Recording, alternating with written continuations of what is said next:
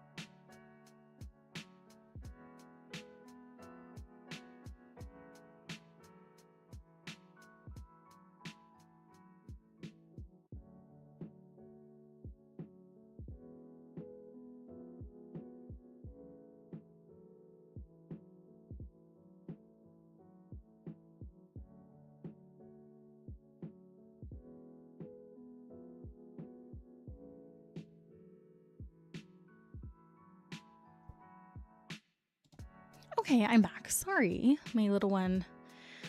One of our like swings came back and hit her in the mouth. So she was really upset. So I had to go up there and help kind of like reset her, get her some ice and whatnot. But she is all good. Okay. That's so fun. I'm in Heaven's Word now and I've fallen in love with astrology. Oh, that's so great. That's so cool, Charlie. I love that. I want to definitely try out some more classes. I really have only played, a couple, nothing too crazy, but that's really cool. I love that. Oh no, I'm glad she's okay. Yeah, she's good. She just, like kid accident. Like it just happens. So, but yeah, so we're gonna, I want to just go through, kind of take this time too to like reevaluate the events that are going on in the community and talk about some future ones and whatnot. I know I haven't been like the most active lately. I've just been really busy in real life, but also just kind of taking a little bit of a break in a sense, like taking some more time, like not being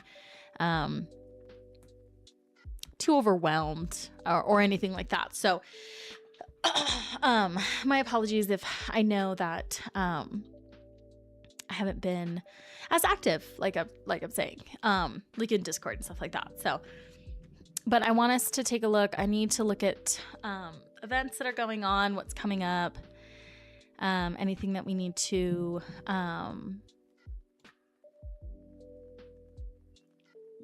plan for or whatnot. So it looks like definitely have the Turbulent Timeways reminder. Thank you, Keiki, for doing that. So make sure that you guys are doing your Turbulent Timewaves. And then we're also going to be doing a normal Sporefall raid. I can't remember if this is the same.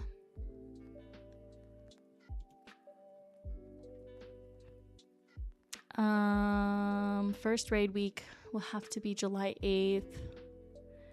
Then the rest can be Sunday nights if needed. So that's the 12th.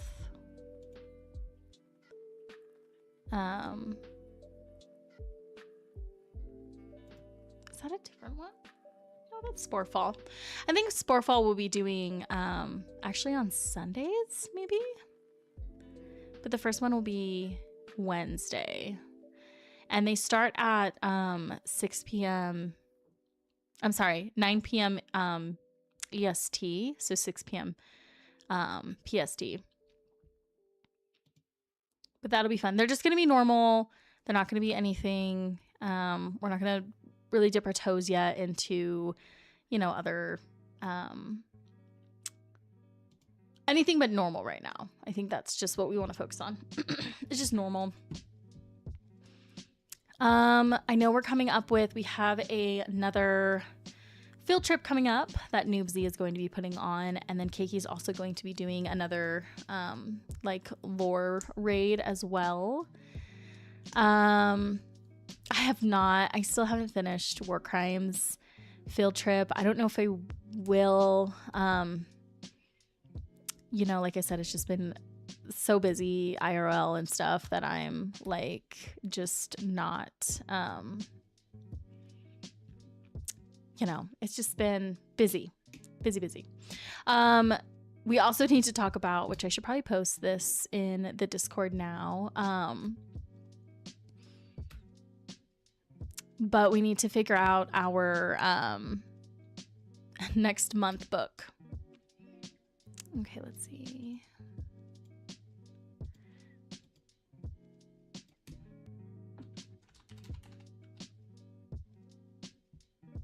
No, I did it this way.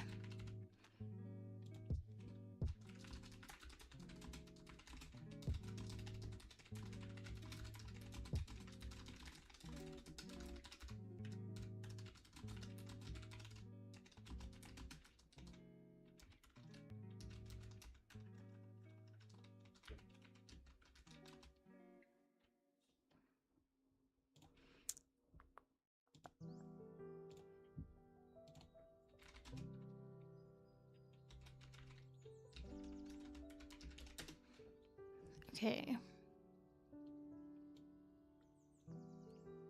For the life of me, I cannot spell Sylvanas. There we go.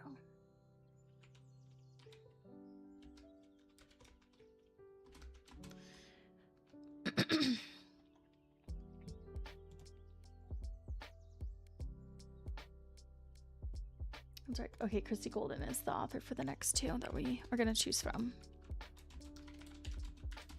So we're choosing between we're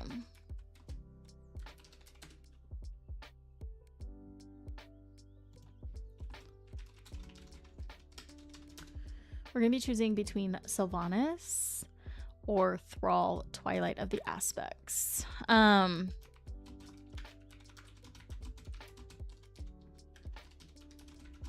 that one is also by Christy Golden. So I'm going to be putting up a poll. I'll make it, I'll see how long I'll make it for. But I'll put a poll up. I'll let you guys decide which novel you want to read next. Either it will be Sylvanas by Christy Golden or Thrall, Twilight of the Aspects by Christy Golden. Those were technically, because we had chosen like 3 novels that we wanted to do. And we were going to do them like every other month kind of thing. So which book do you want to read in July?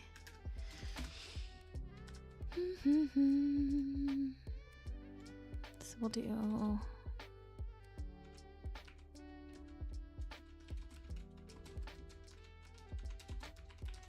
Sylvanas by Christy Golden or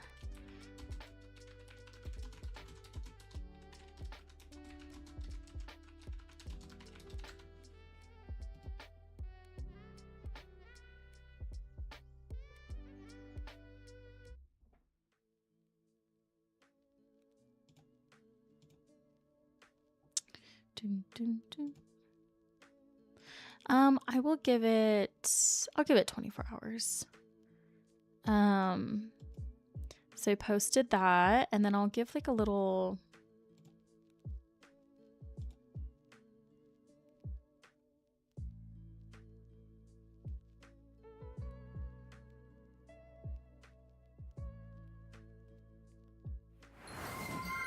we'll just post it like that. Okay, I posted it in the Discord for us to vote on.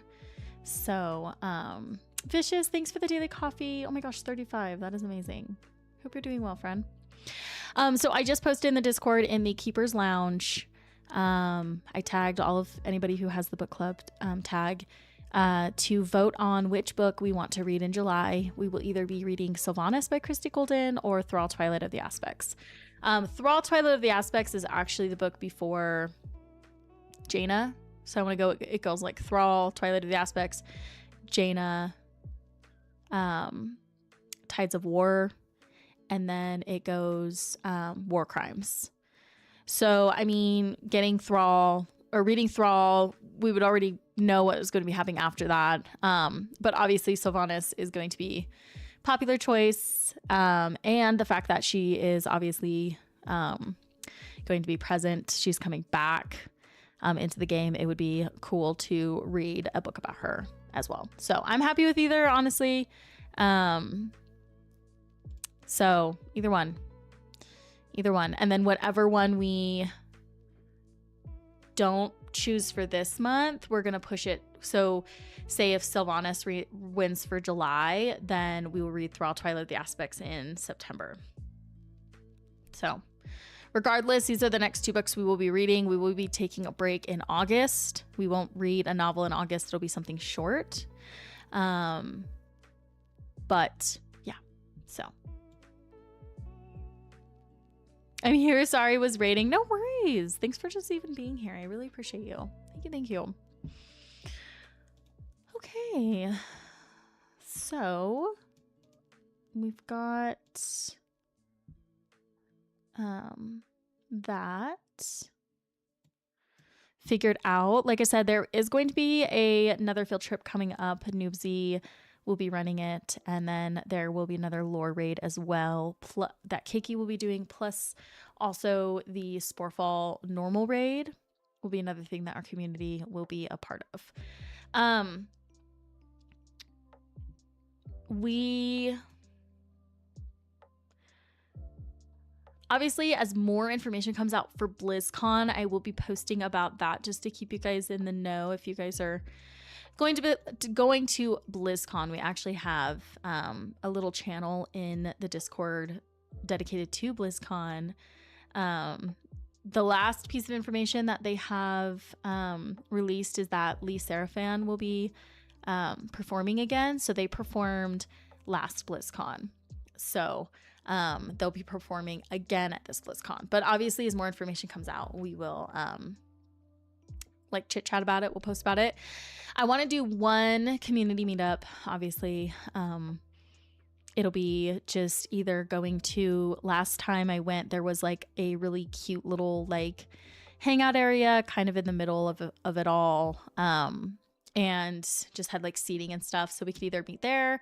Obviously, fingers crossed, Christy Golden will be there. So I would love to like stand in line and get her autograph and talk to her. So if the community, like as a community, if we want to do that together, we can do that. But yeah, it'll either be like, you know, it'll be just like one meetup and then go from there. Obviously, we'll probably see all of us walking around and whatnot, but I just figured like one. But there is going to be one day. We haven't decided yet which day. There will be a day that some of us are going to be dressing up. We're going to be doing kind of like Renaissance fair attire. I think I'm going to keep mine pretty simple. I have not even bought anything for it yet, but I think I'm going to keep mine pretty simple is what I'm thinking.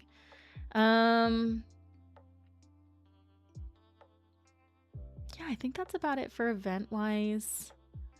I'm still working on lore, like 5 facts you didn't know about, you know, something in World of Warcraft. And then Keiki, thanks for the daily coffee. I hope you're doing well. Also, shout out to Keiki for running book club. Thank you so much for running book club Saturday. I really appreciate you. It was going to be really difficult for me to do that and also continue to like stream through the rest of the time into the night for the event. So I really appreciate you doing that. So thank you. Thank you. Kiki did a great job. Good. I'm so glad. I meant to ask like how it went. I didn't even ask. I feel bad. Oh yeah. You had a long night with the Darkspear Dash after. Yeah. Well, and you know how it is as a parent, like, you know, I have to be realistic with my time and how much I'm spending, you know, and I have like my husband and my 2 children. And, I realized like I can't do it all. So that's why I reached out for help because, yeah, I'm like, I can't do all of this. Like my time, like there's no way that I could start my stream that early and be, you know, away for that long. And plus you guys know me, like I stream for about like 2 hours. And when the 2-hour mark rolls around, I'm like, So, you guys are an awesome community. I love our book chats. Yay. I'm so glad. How many people, Keiki, how many people were there? I'm just curious. I was not very present at all for this story. I feel really bad. I kind of took this month as more of like a break. I actually didn't really read. But I'm ready for this coming month. Like I'm ready to get back into reading. Like I said, I kind of took this month for more of a break, but I don't remember, maybe 10, 12. Okay, good. Well, I'm really glad it was a good turn. Like that's a good turnout. It was a small group, but still always good chats. Yeah, about 10 was what I was thinking as well. Okay, cool. No, that's still like a wonderful turnout. Honestly, that's really good. I'm super glad. Yeah, I know, like I said, this month I struggled with it. So I just decided to take more of a break this month to allow myself to not burn out. That's what I'm trying to avoid. So, but that's great. 10 to 12. That's awesome. It's a really good turnout.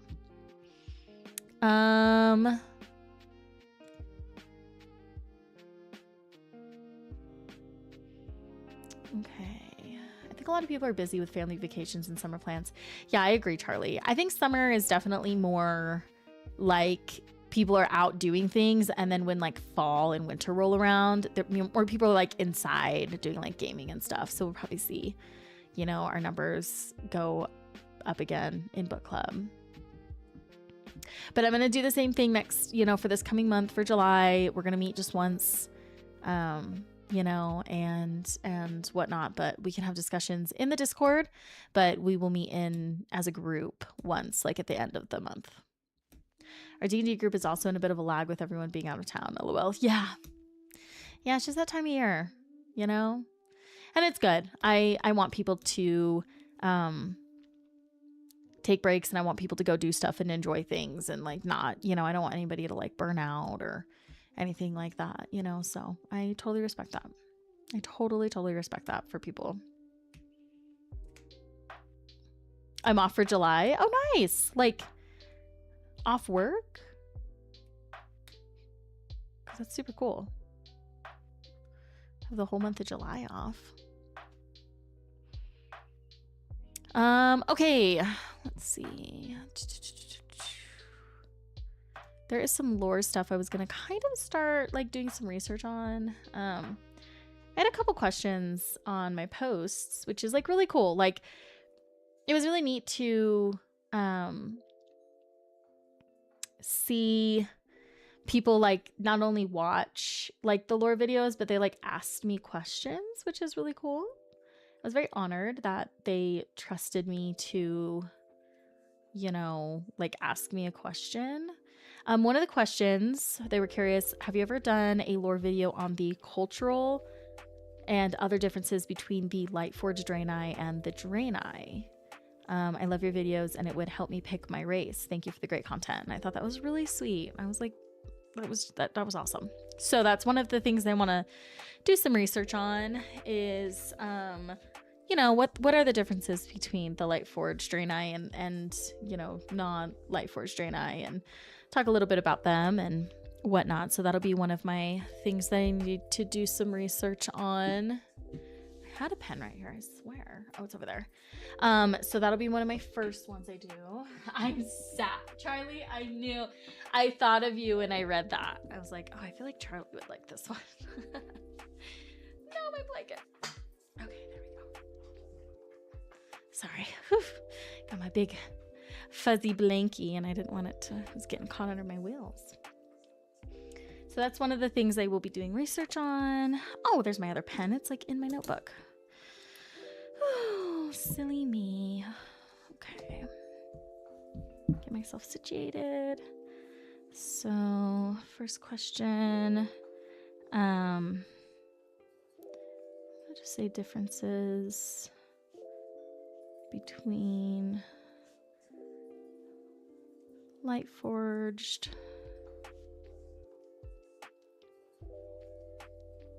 Draenei, and just Draenei. And I like that one too because it'll help me just even learn more about the Draenei. I didn't even there was, I played this game for a long time, but like I don't know, the history of Draenei and stuff, like not as experienced or knowing of that. So I am definitely going to be learning some stuff from that. So I'm excited. I love my little goat aliens. I know it's, they're actually a really cool race. It's really neat. They're very, very old, right? Just like their history from like where they come from, how they got to Azeroth. Their history is just so expansive. I mean, gosh, just so much. I mean, Night Elves have like a really long history too, but I'm pretty sure Draenei have even longer. They've been around even longer. I could be wrong on that. Again, I don't know exactly when, or their dates, but I figured, oh, Abby, thank you so much for the Prime sub. Yay, 1 year, 12 months. Hi, friend. How are you? Thank you. 12 months, how crazy! I know. It's wild. Thank you. 12 months. I'm so happy to be here. It's been a while. I know it has. I know we're so busy. So busy. Hopefully we can chat this week at some point. But how have you been? And then the second question I got is, can you make a video to explain how night elves first became druids? Which I was also really excited about this one too, because I kind of had started, because I did that class field trip with SCF, and so there were some tidbits on that. So I kind of already like started into that a little bit, but now I get to kind of create like a big solid piece with it. So that'll be my next one. Explain how night elves became druids. And I'll probably actually answer the druid one first because he technically posted it before the other one. So I will probably do that. I have to check my TikTok one. I don't think I had any questions on my TikTok one. But let me double check it. But again, I was like so honored that people even wanted to ask me questions. Ooh, pack opening.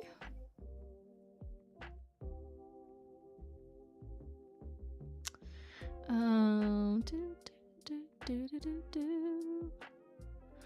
don't think so. I think my 2 questions from my very cool post was just those. Yeah. So beautiful. Those are my 2 questions I'll be working on. So I'm excited to work on those. Lucky, thank you so much for the daily coffee. I hope you're doing well, friend.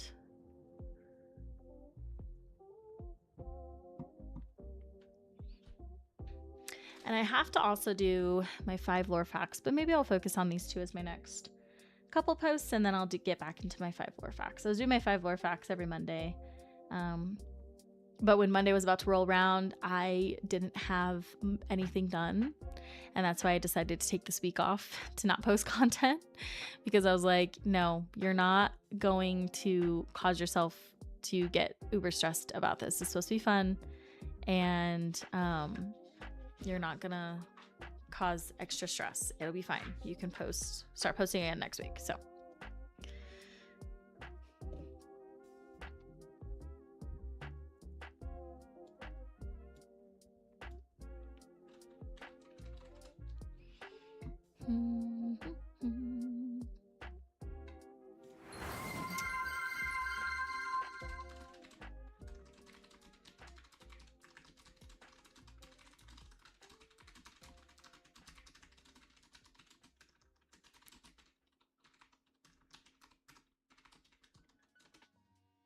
Boggle, thanks for the daily coffee. I hope you're doing well.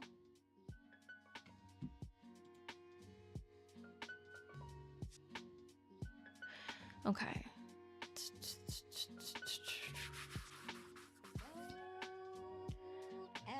Oh, I might have to run upstairs really fast to get my Chronicle book. I think my volume 1 Chronicle book is... Yeah, I think it's like all the way upstairs. I might have to go do that. We can kind of go off. I remember this a little bit. So obviously the start of like the journey of night elves becoming druids essentially starts with Cenarius. So Cenarius, when the night elves first came to be with the Well of Eternity, when they went from, you know, the trolls and developed into elves,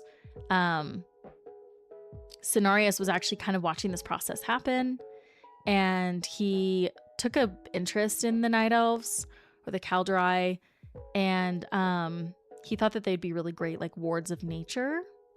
And so when he saw them, he approached them, and then they started to kind of like learn from each other. And of course, Cenarius is like very much into nature and preserving nature and taking care of nature and protecting nature. So they started learning, you know, the beginning of their time as, you know, elves, night elves, pretty much like about the natural world and druidism. And then during the War of Ancients, Malfurion Stormrage was actually the first mortal Night Elf Druid. And we talked about that during the during the Druid class field trip, how Malfurion was the first one. So Cenarius.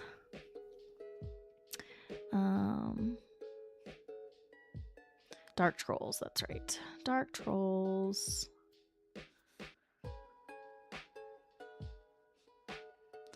Found the Well of Eternity.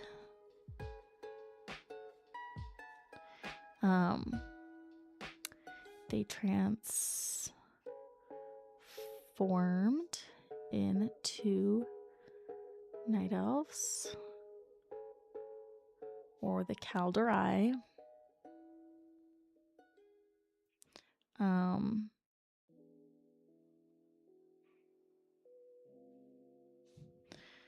Observed them. So Cenarius observed them, took an interest, and taught them about the natural world. Nicole, hi friend! Thanks for the daily coffee. I hope you're doing well. Okay, so yeah, obviously when the Dark Trolls found the Well of Eternity, they transformed into the Night Elves, or the Kaldorei. And then Cenarius, observed them, grew fond of them, decided to, teach them about the natural world, teach them about nature. He wanted them to become wards of nature, right? He felt like that they would be a great protectors of nature.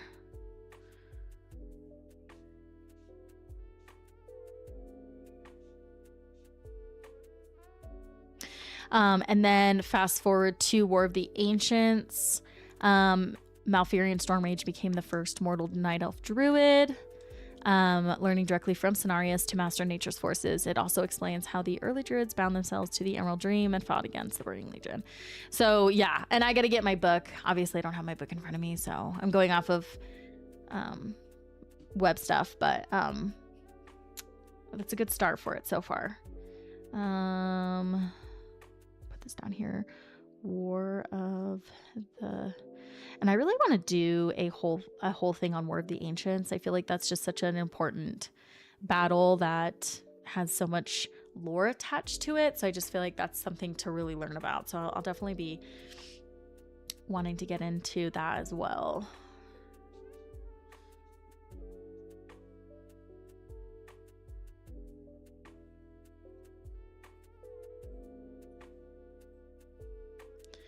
Malfurion Stormrage becomes first Night Elf Druid mortal Druid from the teachings of Cenarius. Should I spell his name right? Where you at? Okay, that's a really good start. And then I'm gonna get I don't want to run my little booty all the way up to my room to grab that book. Today's been such a lazy day for me. So I'm gonna get, that'll be a good start. I'll get my book, read through it, pull out any other information, and then that'll be my next video. I'm going to be talking about how Night Elves first became Druids. So I'm excited for that one. Bloom, thanks for the daily coffee. I hope you're doing well, friend. And then my other question that I'm going to be working on, which this one, I don't think I can find. I think I can find stuff in the Chronicle, one of the Chronicle books. I think it's the volume 2, which is sitting right next to me, about Draenei, but I don't think anything in the Chronicles talks about Lightforge. So I might have to go off of the web on that one, but let's see.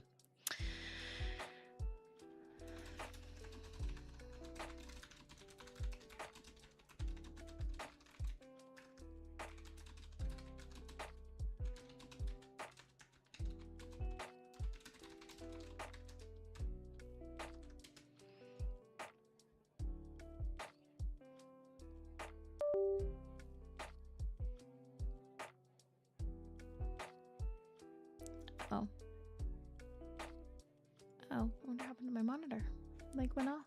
Hello. Hello, monitor. Weird. I wonder why that one shut down. Okay, yeah, volume 2. So I was right.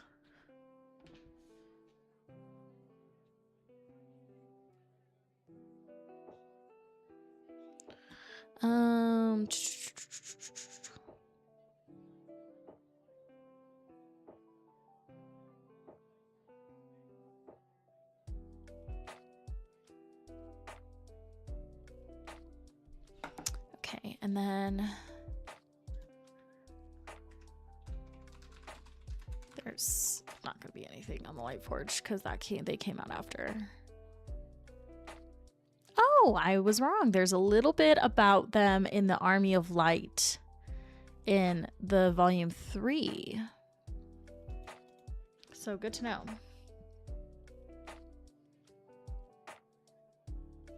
But I have to fix, I don't know why my one monitor decided to shut off. I don't know what happened to it.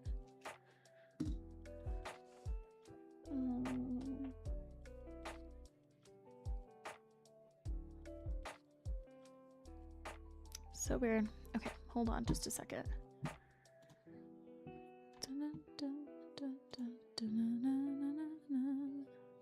I'll be right back. I'm gonna check one of my monitors like turned off, so I'll be right back. Oh, never mind. That's back. That was really weird. Okay. I think everything is good now. So strange.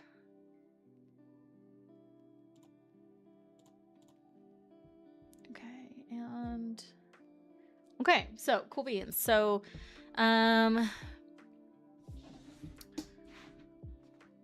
Warcraft Chronicle 2 volume or World of Warcraft Chronicle Volume 2.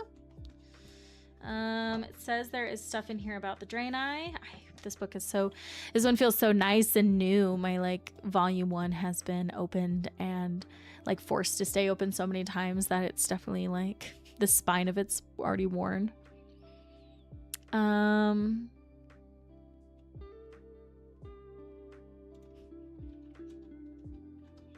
let's take a look at.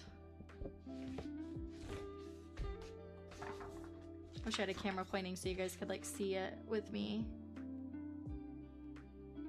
So it's probably going to be somewhat at the beginning. The Doom of Draenor. Primordial Draenor.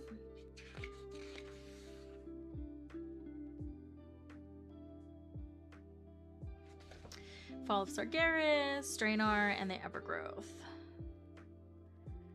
Of the Great Dark, this world would be known by many names in the coming ages. The mighty ogres would call it Dogar, meaning the known earth, in their brutish tongue. An intelligent avian race known as the Erkoa would later name it Rakshar, the Sunstone. In modern times, the most common name for this world would be Draenor.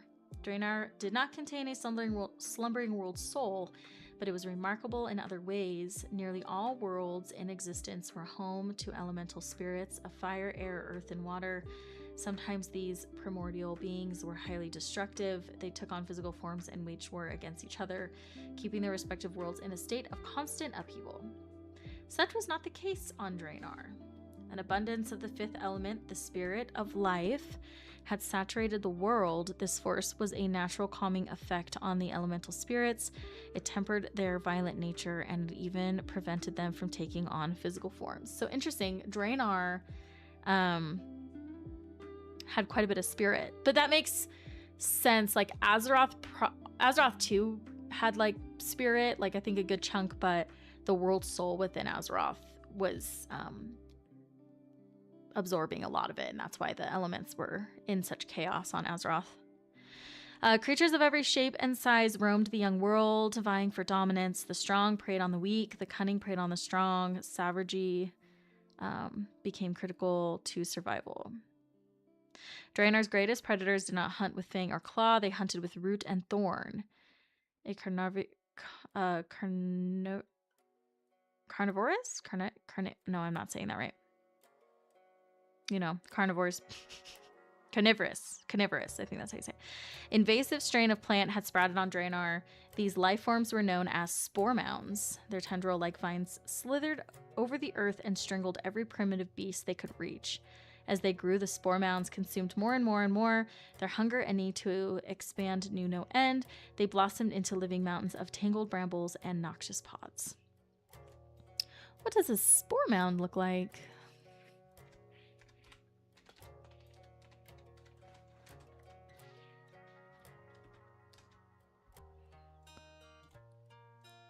Oh, and that has a picture in the book. I'll show you guys here in just a second.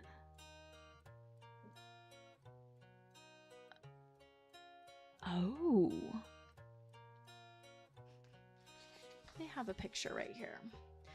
Grond battles the final spore mound. Oh, interesting. This is actually a really cool picture. Let me show it to you guys. See if I can show it to you.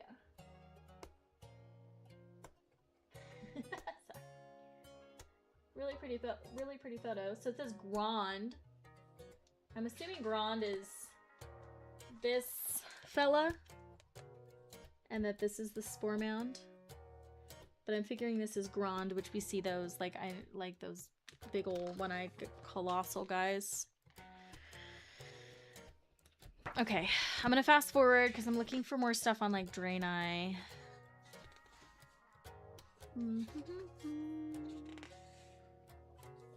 Because this is primordial, I think, so I don't think the Draenei have gone here yet. The Botani bring a new spore mound to life.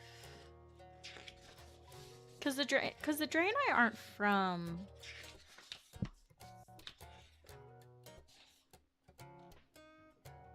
Draenor. They came to Draenor. I think after Velen decided to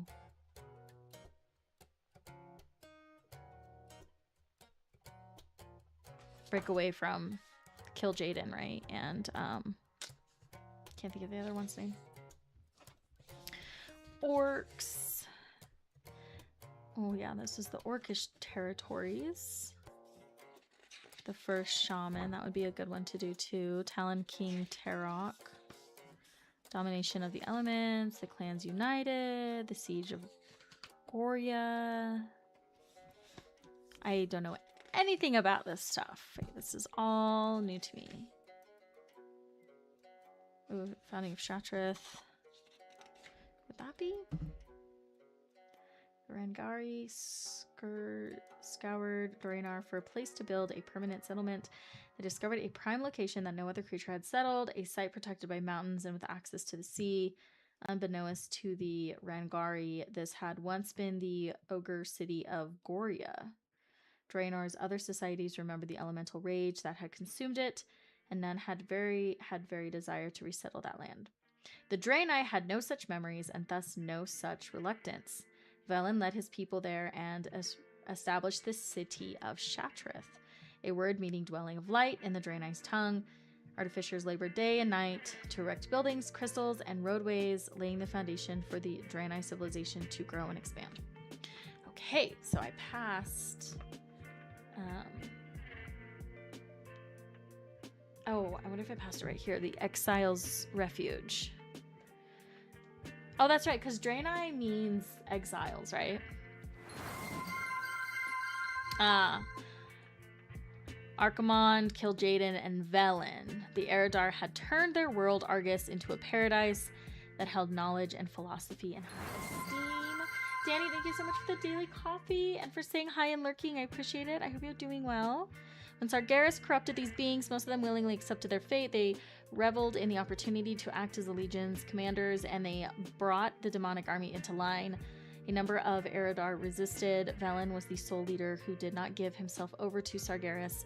He led other denizens on a daring escape from Argus, an escape that was only possible with the help of beings known as the Naru. These creatures of the Holy Light were sworn protectors of the cosmos and inhabitants, and they had foreseen the Eredar's corruption.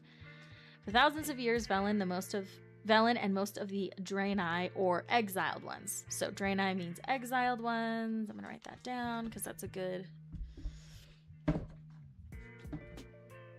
thing to point out.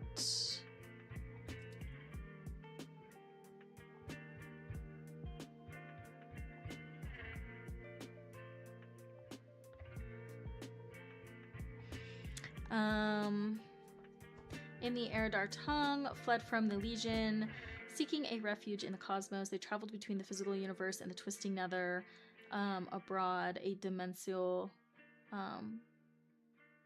fortress called Gendar? This Naru-powered vessel would transport the Draenei across vast distances. It had been a dangerous journey. Velen's Draenei had successfully evaded almost all contact with the Legion, and the demons had little luck in tracking them. With the 3 Naru aiding the renegades, Cure, Kara, and Dor, the Draenei would sense the approach of their hunters. Every time that happened, the exiles would pull up stakes and disappear into the stars. No chance to resist Legion with force until they found a world to settle. Until then, the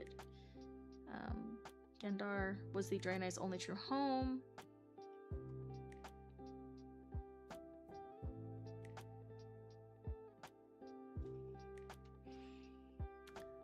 Okay, and then that's when they went to Draenor, which they called Exile's Refuge.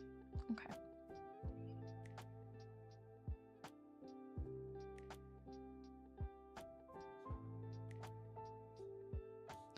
All right. All right. I don't know. I might have to do... I think the Chronicle book will tell me about like their history and stuff, but it not necessarily will tell me cultural differences.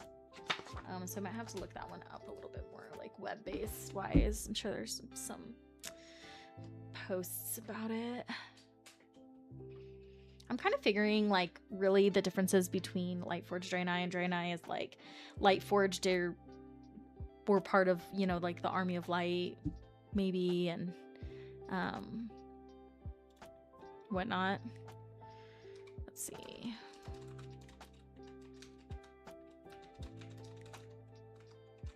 Let's just look at their history.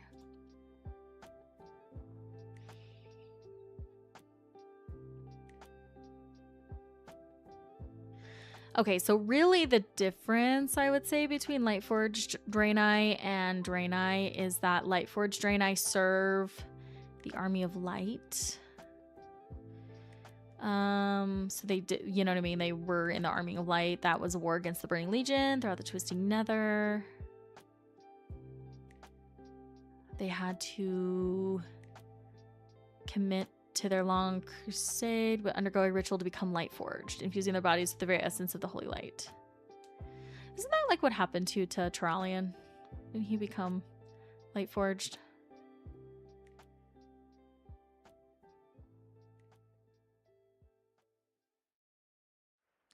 Okay.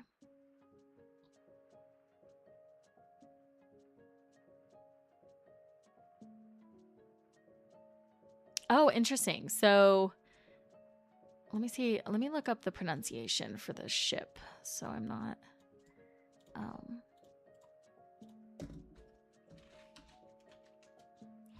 like butchering it.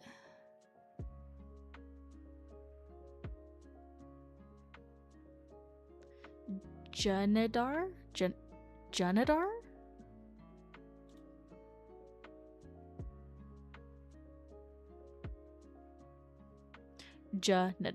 Junidar. Which makes more sense than Genidar. Okay, Junidar.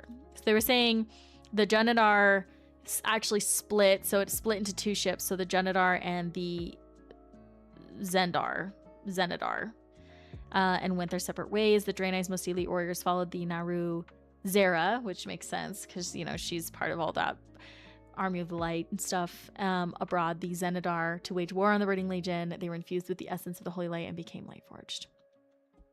Okay, so that's your difference right there. like essentially, like how they split into Draenei and Lightforged Draenei. I love this. Oh, I'm so glad. Thanks for letting me do some of my lore research and hang out with me while I do this. Okay, so Draenei.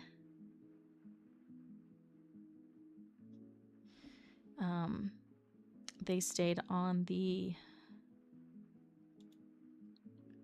Genedar.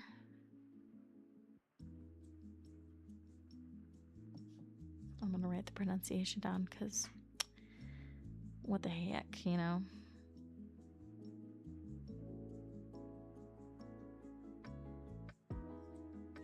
And then Lightforged.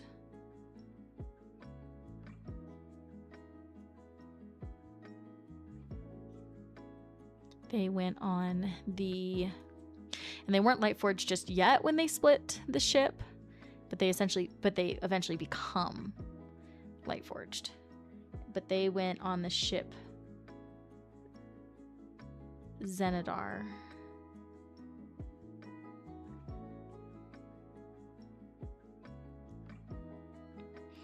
But they followed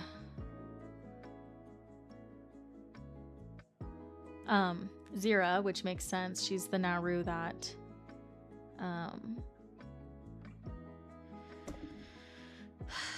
she's the one that, what did she do again? Was she the one with Illidan?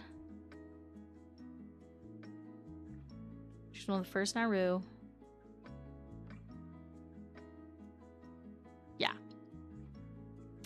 Yeah, so she's the one that kind of proves that the light really works in a way of there's like one path, and even though it might not be the most ethical, like right path, if it's the path that they believe that they need to take in order to accomplish what they need to accomplish, then they're going to take that path. And so we're seeing that light blindness, or we're actually kind of seeing, especially in Midnight, like how the light isn't always like the absolute all-knowing and correct way. Because Zira, she wanted Illidan. She was like, oh, you're like going, you know, you're the prophecy. And she wanted him to pretty much, I assume, you know, become Lightforged, or, you know, absorb the light. He's a demon hunter. And he didn't like that. He's like, no. And then he ends up destroying her. But she was a big part of Turalian and Illyria's journey with the Light Army, and, you know, being gone for 1,000 years fighting the Legion. She was like part of all that. But that makes sense that the Lightforged Draenei, essentially, like the Draenei followed her and became Lightforged.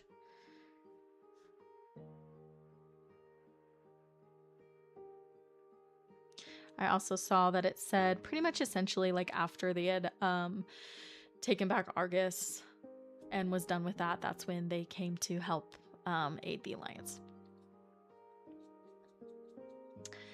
But they have the same origin, essentially. They all started on, you know,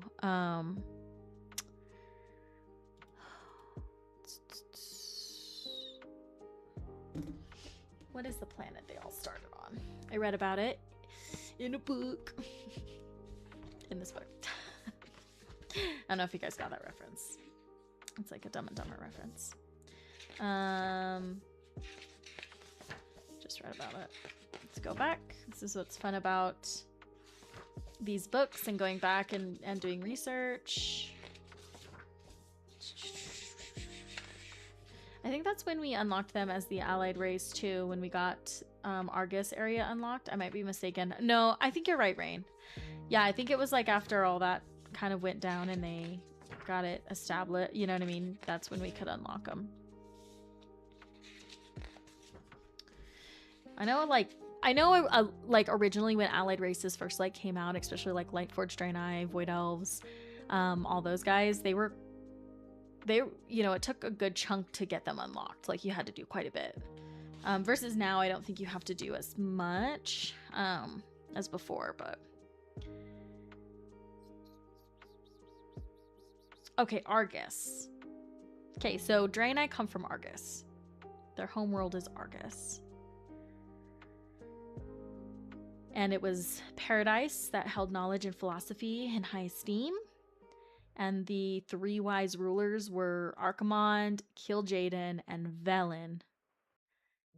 And Archimonde and Kil'jaeden were the ones that were corrupted by the Legion and wanted to use their world for, you know, to be part of the Legion and whatnot. Velen didn't agree, and so he took the Draenei that didn't agree with that with him and escaped.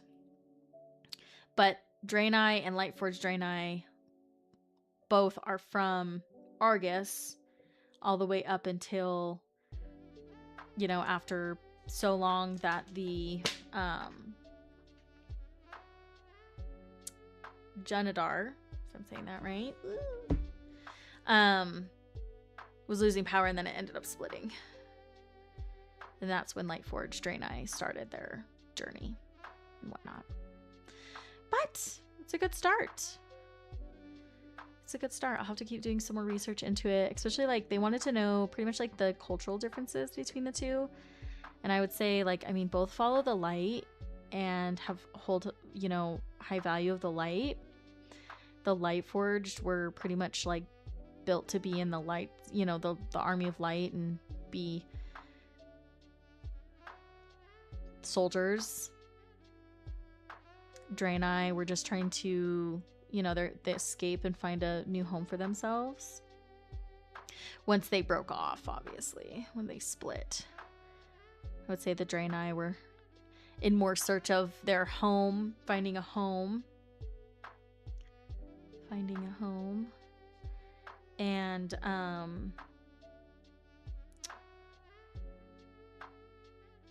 And Lightforged became, like their goal was to battle the Legion. So just two paths, like two different paths. I feel like that's when you really see the difference between the two. But I would essentially say culturally they're probably pretty similar because they come from the same planet. They come from the same group of Draenei that wanted to escape the Legion's grasp that had taken over Argus. But yeah, one group wanted to go fight the Legion, the other one wanted to go find a home.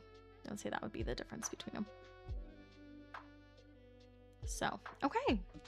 Some really good research there so far.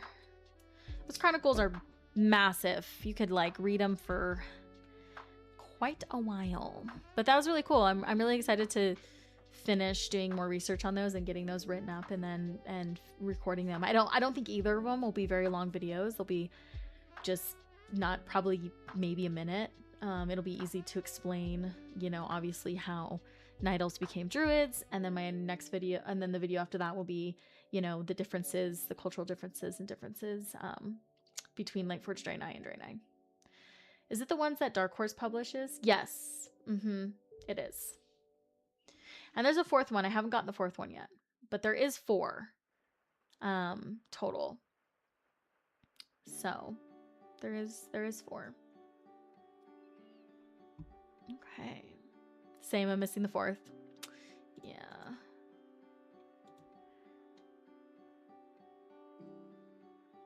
Yeah, me too. They're usually on sale on Amazon. I just need to get it, obviously.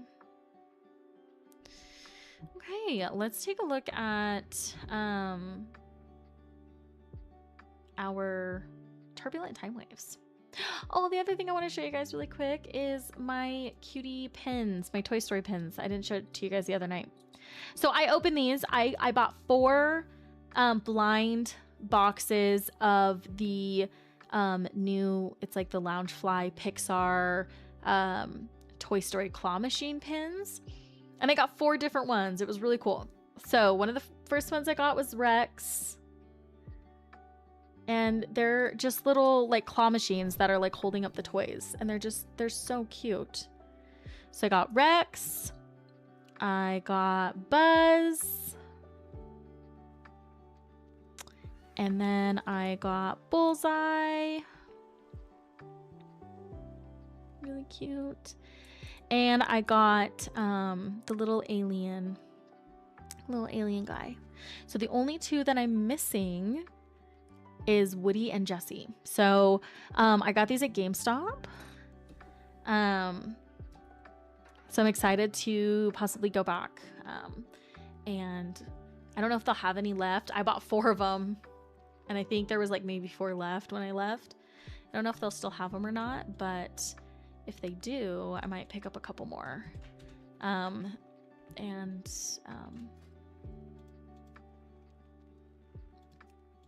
Do that.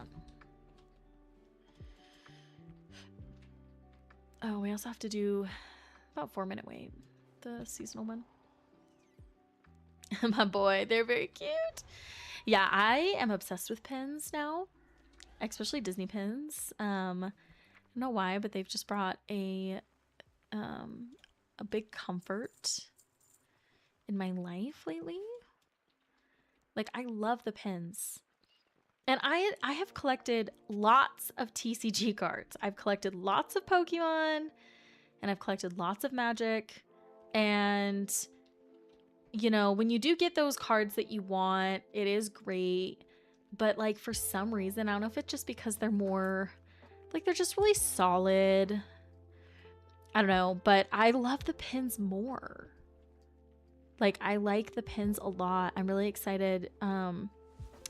I need to order like a pin binder so I can put them in.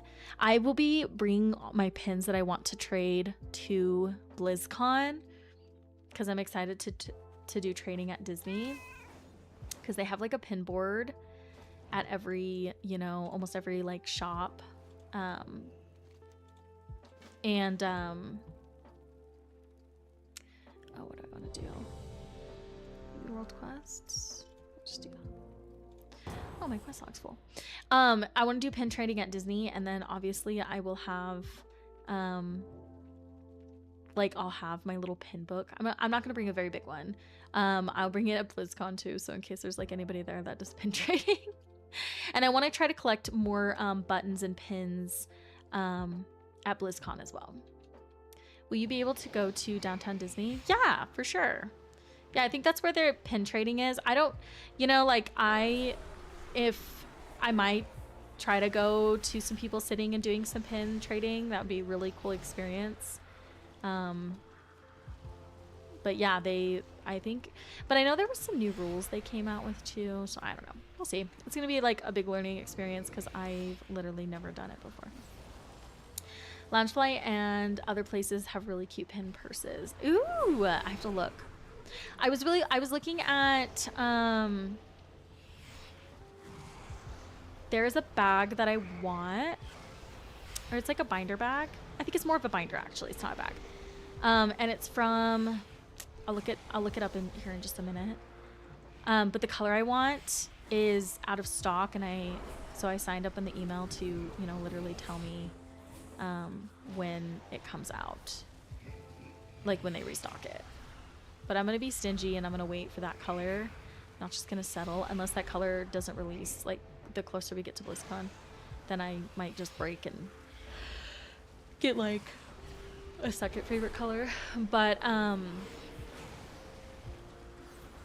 yeah, I don't need anything too crazy right now. I only have I literally only have, let's look. My pet always dies on this boss, I swear.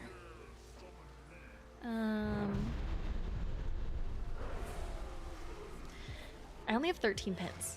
Like, that's all I have right now in like my collection. I don't have any. I only have 13, and knock on wood, because I don't want to like jinx myself and like cause myself to like, you know, curse myself, but I have not gotten any duplicates yet. So I don't have anything technically to trade, because I want to keep all the ones that I have for my sets that I'm currently collecting. So we'll see.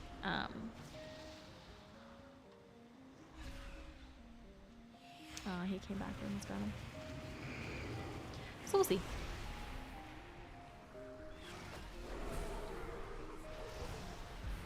I really wish I lived close to Disney, because I would go there all the time as a pin collector.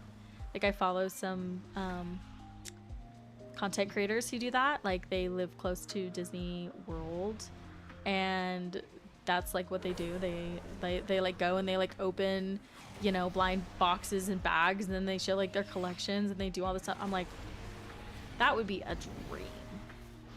So that's why I have to do so much of it when I go to BlizzCon in Disneyland during that time.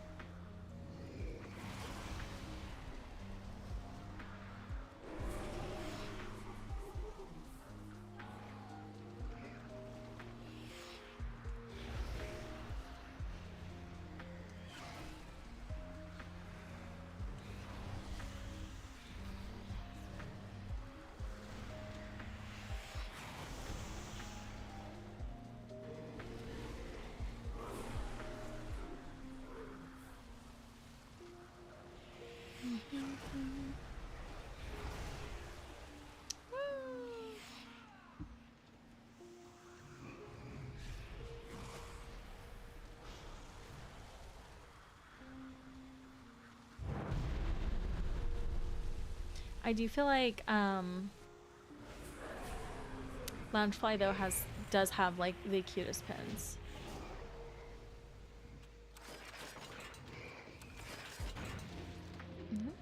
Alright, let's see. Did we get anything? I got, ooh, this cool, oh, it's a staff. That's dope. Nice. Let me look at what that brand is.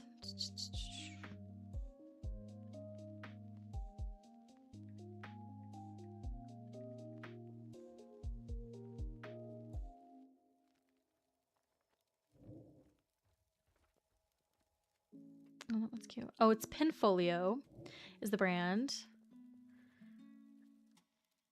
Oh my gosh.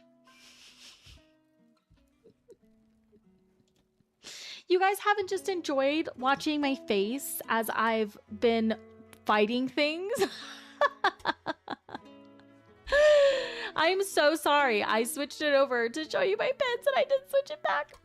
Thank you, Charlie. You guys have to keep me on my toes. You guys have to like be like, Mackie, what the heck? Thank you for telling me, because I literally just right over my head. Right over my head. Oh my gosh. I'm so sorry, guys. Fought that boss the whole time and literally heard fighting noises and went, wait. Yeah. Well. Ugh. Silly me. Silly me. These are the little mini, like the mini boards that I want to get. So when I get like these little mini boards, I don't know if you guys can really see like very well in my little camera, but I want to get mini boards to have. And then it was the Pinfolio Classic Show, I want to say, is the one that I wanted. Yes, it is. And this is the color that I want. And I love it. I really want that color. And this is the color that I think is still sold out. Yeah, it's tan.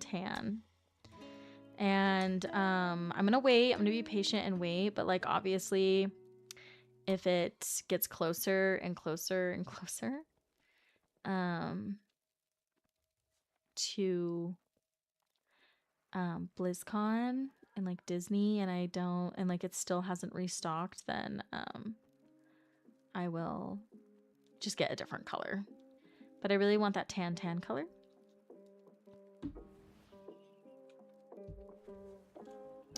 Is what I really want.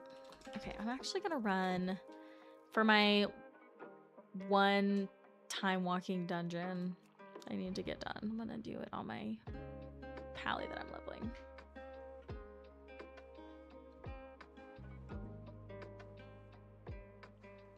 And I need to buy more of the boards to put my pins on too, to hang up. I'm obsessed when people do like the princess ones. They're so pretty. Like people will do like, you know, like a thing to hang up on their wall, and it'll just be like Princess Aurora pins. And it's so freaking cute. They'll just like do the princesses, and they'll just, that's like what I want to do. I want to just do like a themed one. So like each princess, for each, you know, like if there's like Stitch, so I do like a Stitch one, you know, all that stuff. So Summer, thanks for the daily coffee. I hope you're doing well. What class would you say you main? I main a warlock, I would say. But and I love warlocks. I've had my warlock since the beginning. I've played warlock since the very, very, very, very beginning. So at least since Burning Crusade, I've played my warlock. And I love her. She's my OG character. But lately, it's been hard to play her. Like, I feel like I'm really burnt out on warlock. So I'm trying to level a paladin. Just to try to switch it up. Because I play as my warlock every single expansion. She's like my main. But, yeah, I just have to take some breaks from her a little bit. Not that she's not great, she's amazing, but when you do, you know, when you play it, it just gets to the point where you're just kind of like, you know, after a bit. Yeah, that's fair. Yeah. She'll always be my OG. I'll always start expansions with her. I, in the past, have tried to be another class when I start an expansion. Dragonflight's a really good example. I tried to start the expansion with this character, this paladin, and I told my brothers that I will be maining like my paladin. That's who I will get through the storyline on, blah, blah, blah, blah, blah. And of course they were like, okay, yeah, Mackie, sure. We all know you're going to go back to your warlock. And I'm like, no, I'm not. Like, anyway, long story short, I got through a little bit of the dragon flight, you know, MSQ. And then next thing I know, I was literally on my, I was back on my warlock. I went back to her. I do the same thing. I think I'm going to main something else. Yeah. I usually have high hopes. And I just don't, I always go back to her, which is fine. I don't mind taking her and being like my main character and doing like the MSQ with her and, you know, doing everything first with her and then doing my other like alts.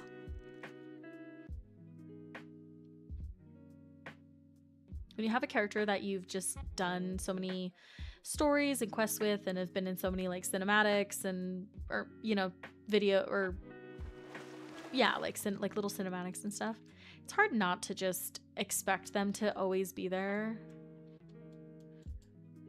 Like, I couldn't imagine not having my warlock be the one who's like running around or, you know what I mean? Like during like a little in-game cinematic or whatever. Like, I just can't imagine. Yeah, they feel like your identity sometimes, for sure. Yeah, that's a good way to put it. I definitely, in World of Warcraft, identify as a void elf female warlock. That is definitely who I identify as in the game.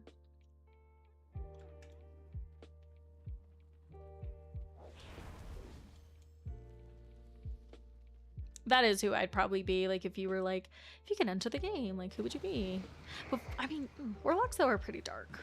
I don't know. Warlocks would be tough to be a warlock. I feel like they're just so dark and corrupted, pretty much.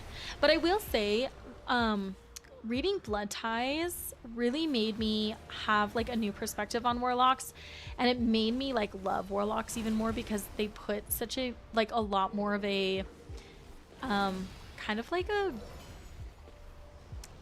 more modern-y, almost like girly touch to them, if that makes sense. So like obviously this is a little bit of a spoiler for Blood Ties, not anything nuts, it's just part of it. It's not like a big plot spoiler or anything like that. It's just kind of like a interaction.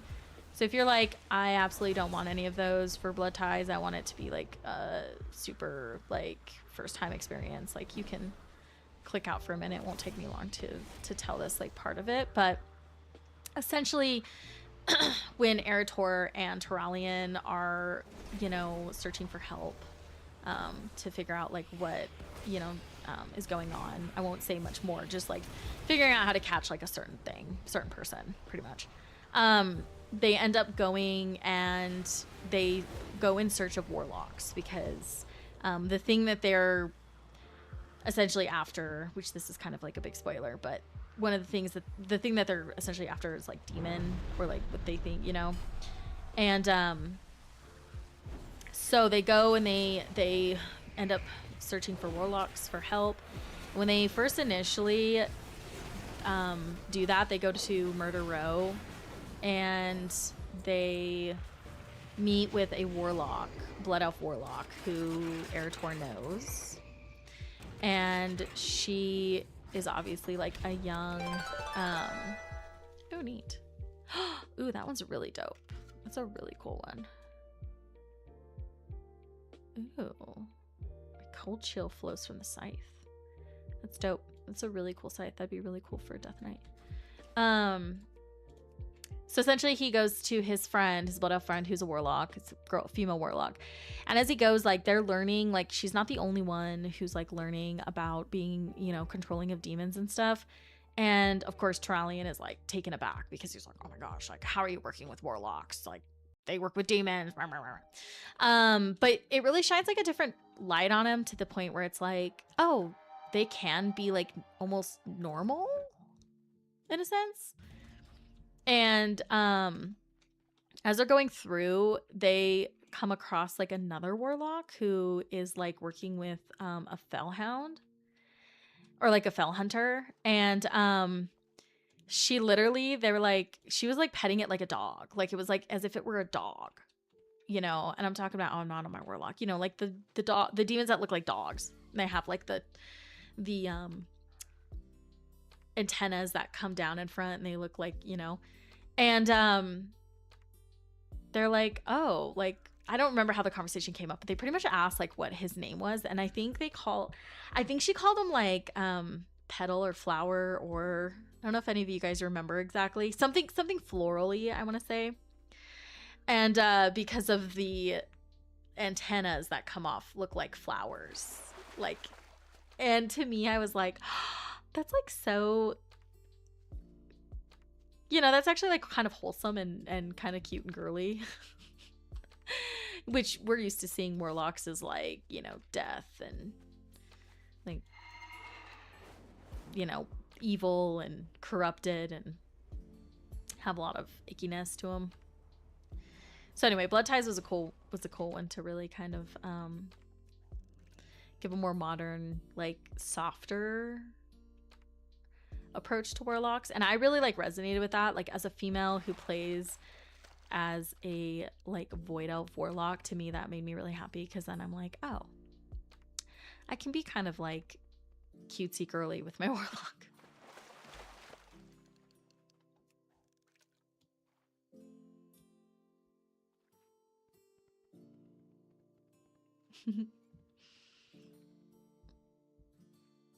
Yeah, I think that's one thing I do like reading about, like with the novels. It's cool to dig a little bit deeper into the lore of WoW, and also just like they really write a lot more with your character like being in it, in a sense. The champion of Azeroth.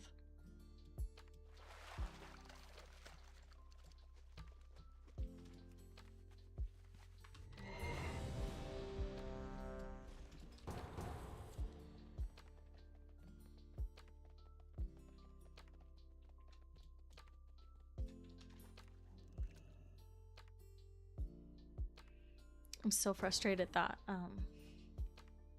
I've not been able to get my mount from the meta achievement, because that world boss never dropped that like totem that I need.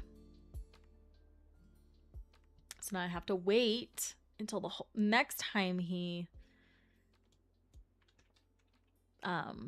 pops up, which I don't think is for another like couple weeks. And then I hope that time around that it'll drop. I wish it was a guaranteed drop. I don't like that it's not a guaranteed drop. That makes me sad. I want it to be a guaranteed drop.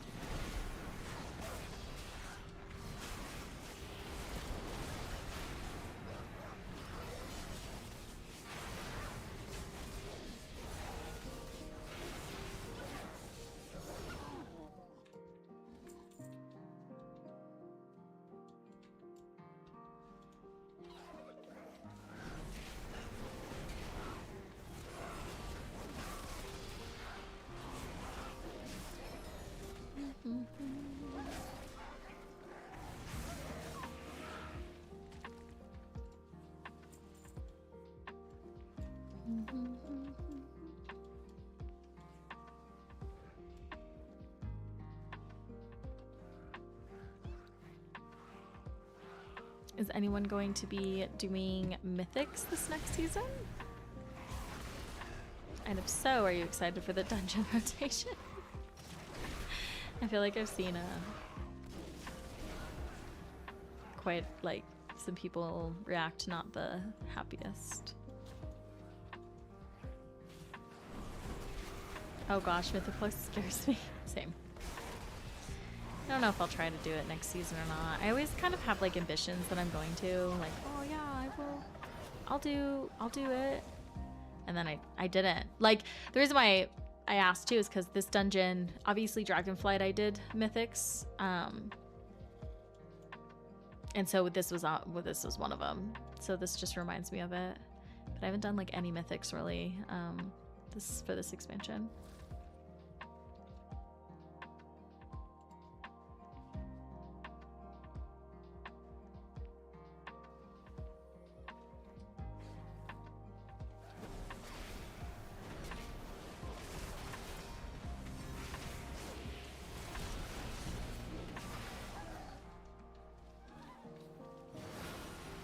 Oops. I pulled those. That was me, sorry.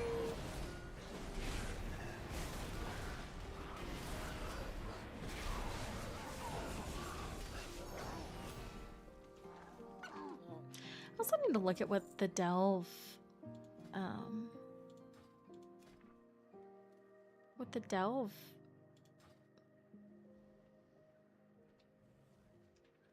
reward is. I haven't even really done delves either. Like, oof. I got 2K this season because people said it was pretty easy and I could be carried. Oh, there you go. Probably should have done that. Should have asked the community if anybody wants to run me through them. Get me an easy like 3,000 or whatever. Or when did you get them out? Is it 2,000? Or is it 2? Is it 3?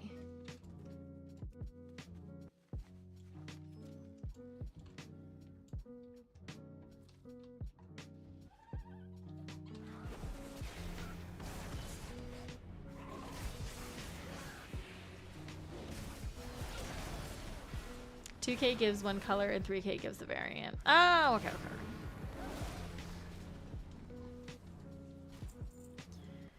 I think, if I remember right, the mount, isn't it a different mount this next season and it's pretty dope?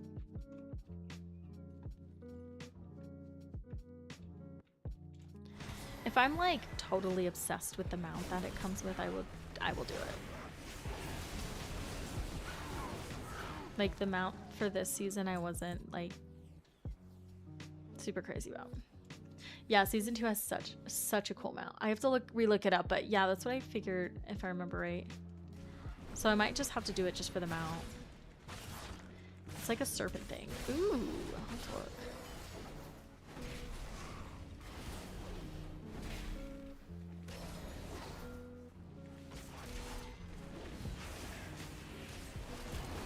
Yeah, I'll have to look it up for sure.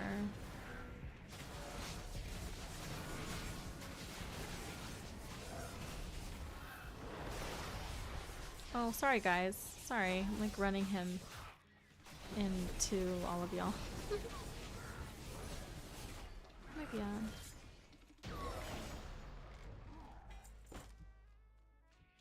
I like saw the eyes above that he was like targeting me, but at the same time I was like not paying attention. All right, really quick.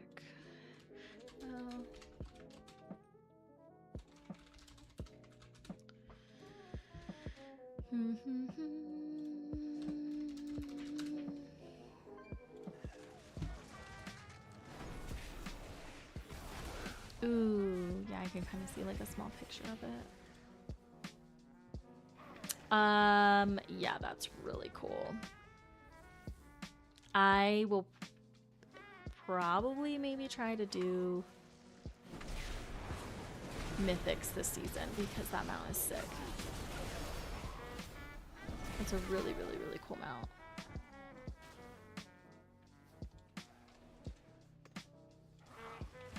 I need to get Ace back into mythics. That's my brother. He used to do mythics and Clammy.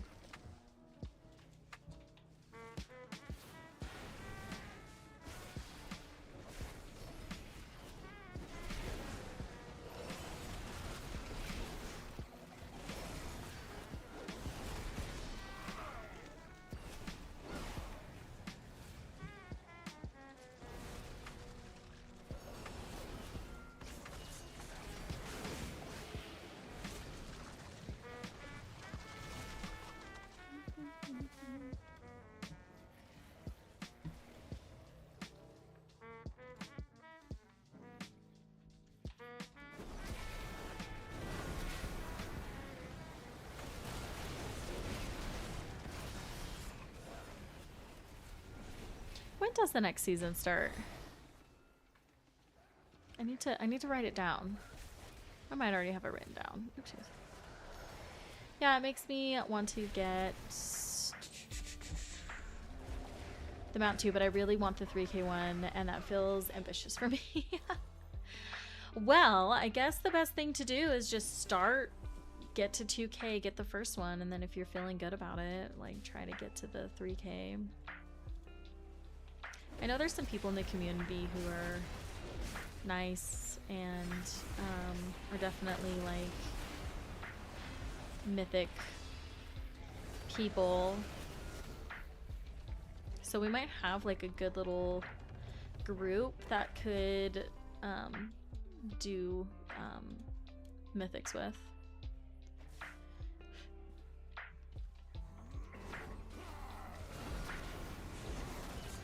I think people are guessing mid-August for season 2. Okay, that's right. That's right. I knew that. I knew that. Mid-August. Okay. That makes sense.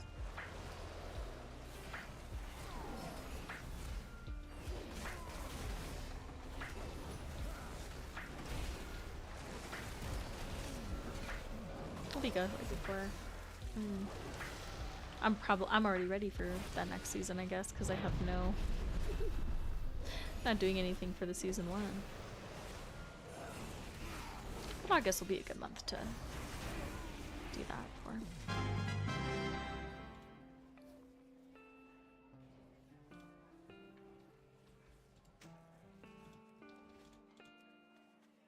I'm ready to, lol. Yeah. I'm ready.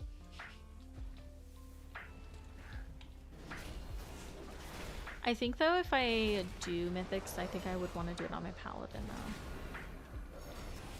So I gotta get her leveled up and geared up before I even consider doing that. Though I've been working on the new zone achievements to get what mounts I can. Oh nice, that's a good use of time as well. Turbulent season ends on August 11th. I'm still predicting August 18th for 12.1 patch. Ooh, perfect. Good to know, Kiki. Okay.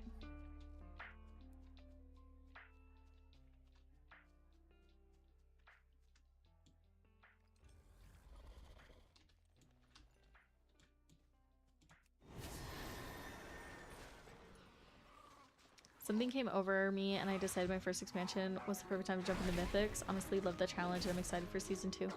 Oh, lucky, I love that. That's amazing. I'm so glad. That's awesome. Even though everyone is making the rotation sound really bad, lol. I think it'll be good. It's what you make it, right? Who you run the dungeons with.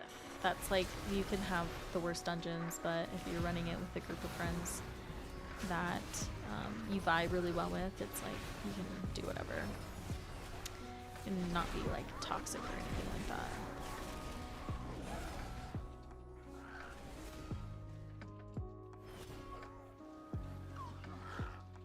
It's just a few painful dungeons, no biggie. Yeah. I think Ruby Life Pools is one of them, right? I think that was one of the dungeons that people were not too pumped about.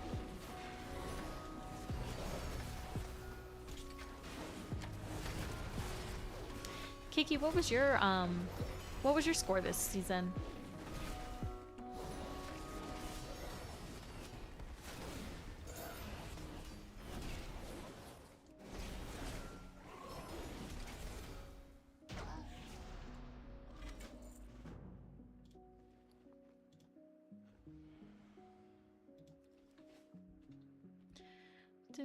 Oh, I probably should mount up. Going in with an open mind for sure, but the backlash was eye-opening. Yeah, it is hard. I know it can be really toxic. Some people are just like miserable, I guess is the best way to put it. And then with the like people can't just leave, and I feel like that is good in a way, because it makes it so, you know, it doesn't ruin someone's key because they leave because the first pull goes bad. But at the same time, it forces people to stay who are like obviously already really toxic, and so then they're just going to be, you know, kind of a nightmare to keep around, when at that point you're almost just like, leave. But because you get penalized for it, it's like people don't leave. Or they might, but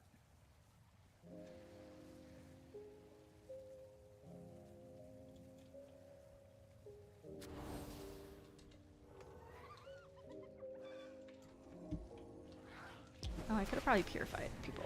I think I have like a purify for that.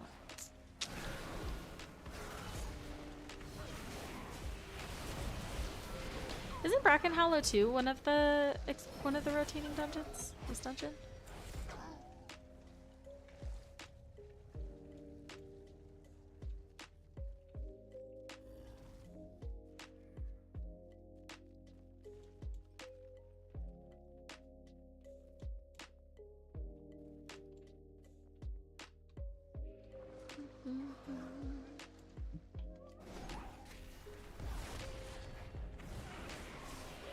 Oh, I always think that spell just a little early, and I forget that it's like a AoE spell like around you.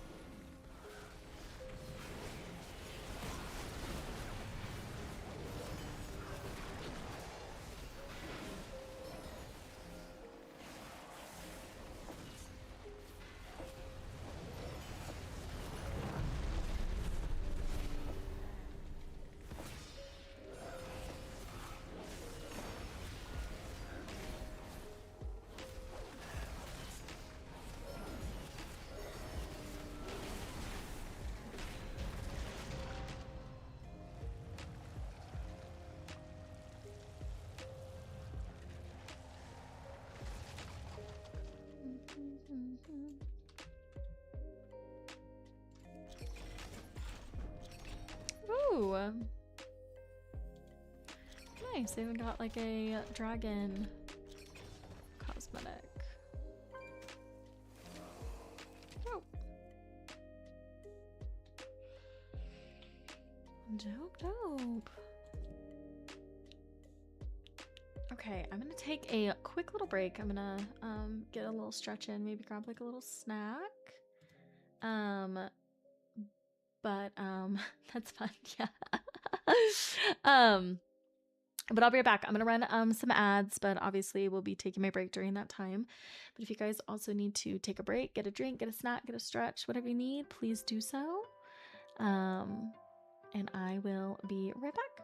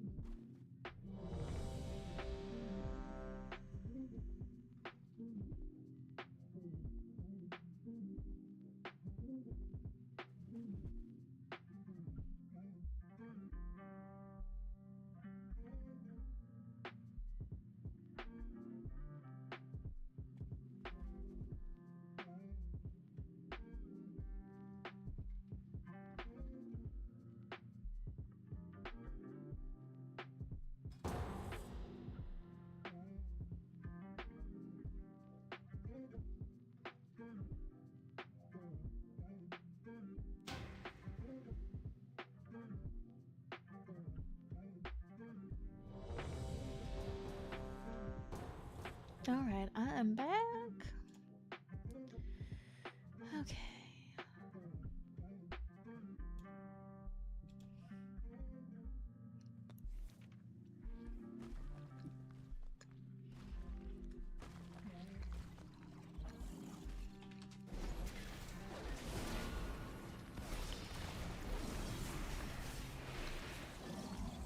Thanks, Rain. Appreciate it.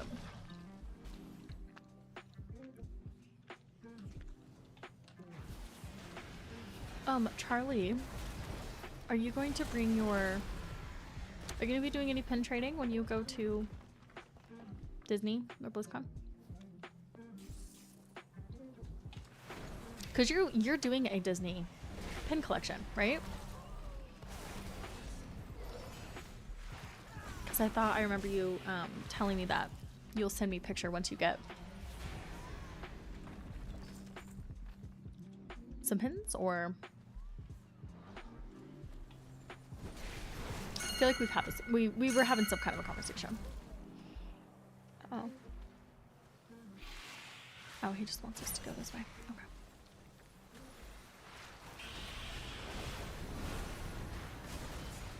I'm definitely gonna be posting in the Discord before BlizzCon. Well, the BlizzCon channel. If anybody else is gonna do any pin trading, like, let me know.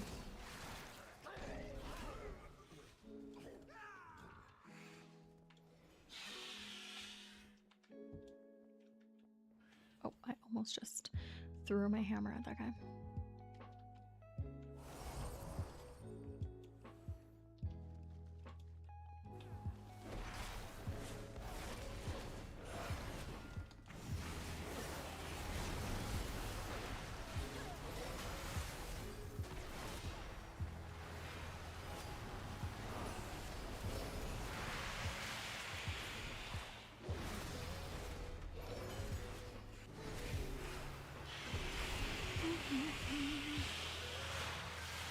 I hope people trade. Yeah, me too.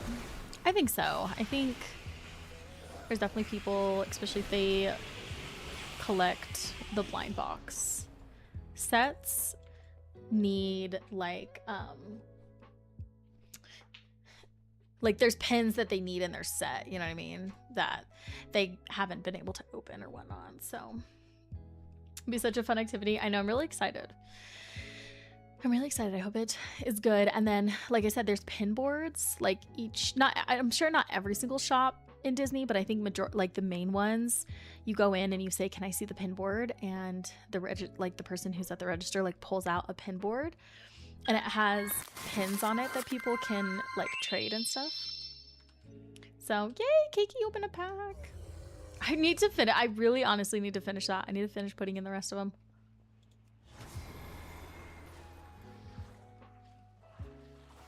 Ooh, I love watching pin trader shorts. Oh, me too, Keiki. I'm obsessed.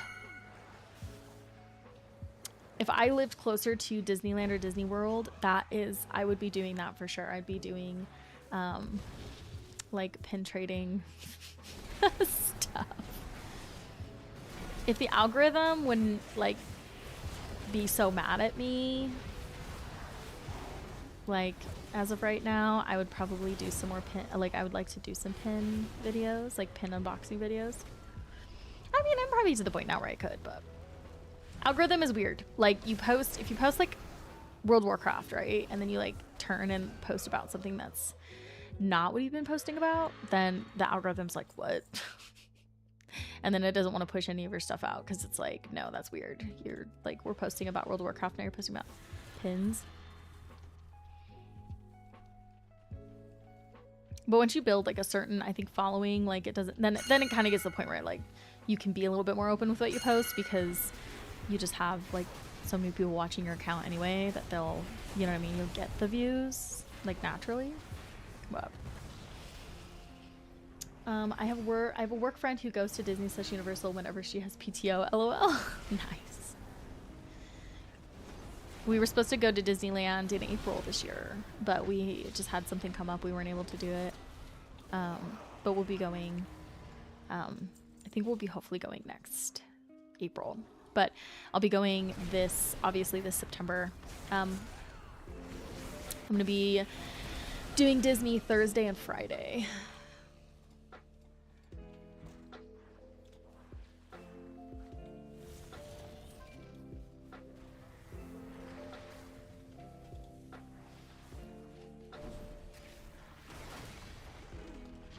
Yeah, it should be a lot of fun. I'm excited.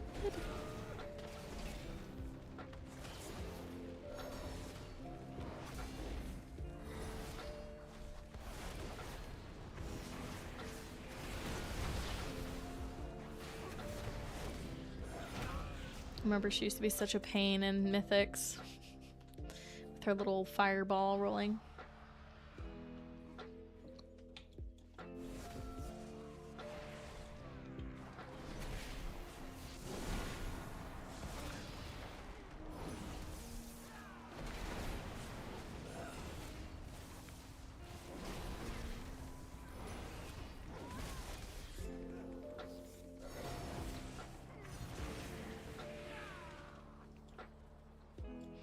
But yeah, I think I have a total of... I have 13 pins, obviously. But I think collection-wise, I'm obviously collecting the Toy Story Claw Machine set, which I only need 2 more. The Stitch Alien set, which I need... I think there's at least 3 more in that set that I need. Maybe 4.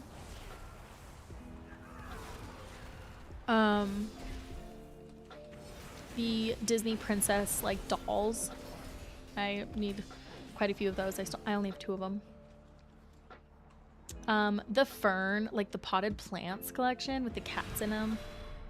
Like I'm very obsessed with those. I love that one.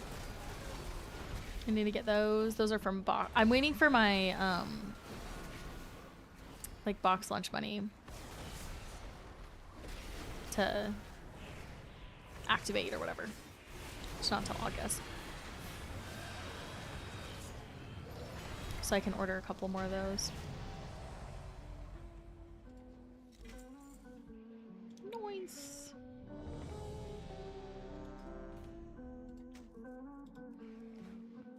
I think I might be showing the cat ones I wanted them to. LOL. I know. Let me show you again. I did. I was showing them like the other night because they're so freaking cute though. I love them. So obviously they're like plants, like potted plants with cats in them. And you have like the Aristocats, the little kittens. This was the Chaser. So this is like the Super Chaser, the Chaser one. So like the mystery one. And then the other one is Yzma from Emperor's New Groove. So they're cute. But these ones are like 16. So these ones are like more expensive. So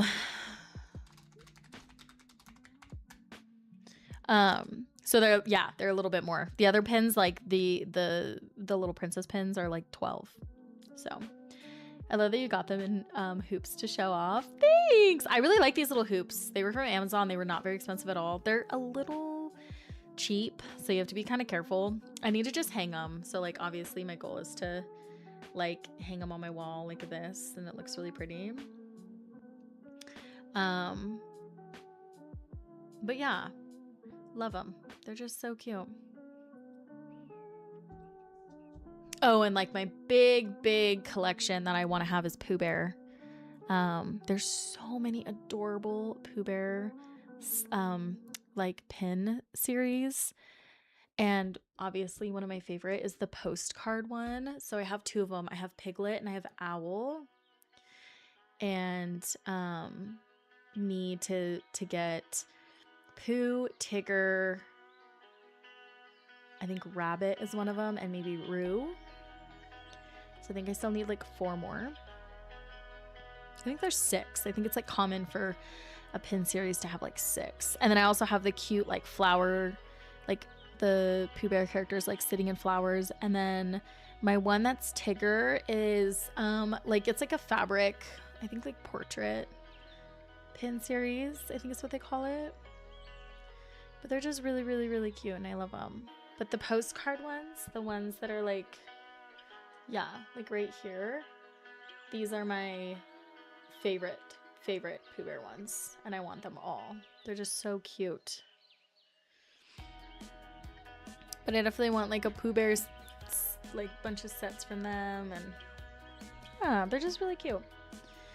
They're really cute to display too. I just didn't realize how obsessed I was gonna be with pins until I started like opening them.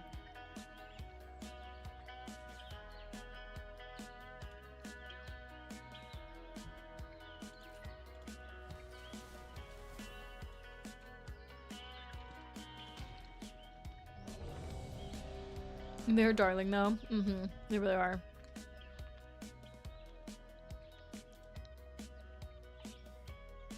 Oh, good job, Kiki. Congrats on your achievement. I just saw that in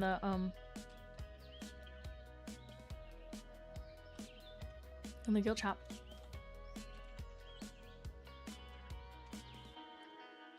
But yeah, they're really cute. And that app, I like that app. Pin trading app. It does cost money, and like it is a subscription, but when you pay for the subscription, you can scan pins and it like pretty much pops up the pin, and then it does tell you values, which is kind of cool.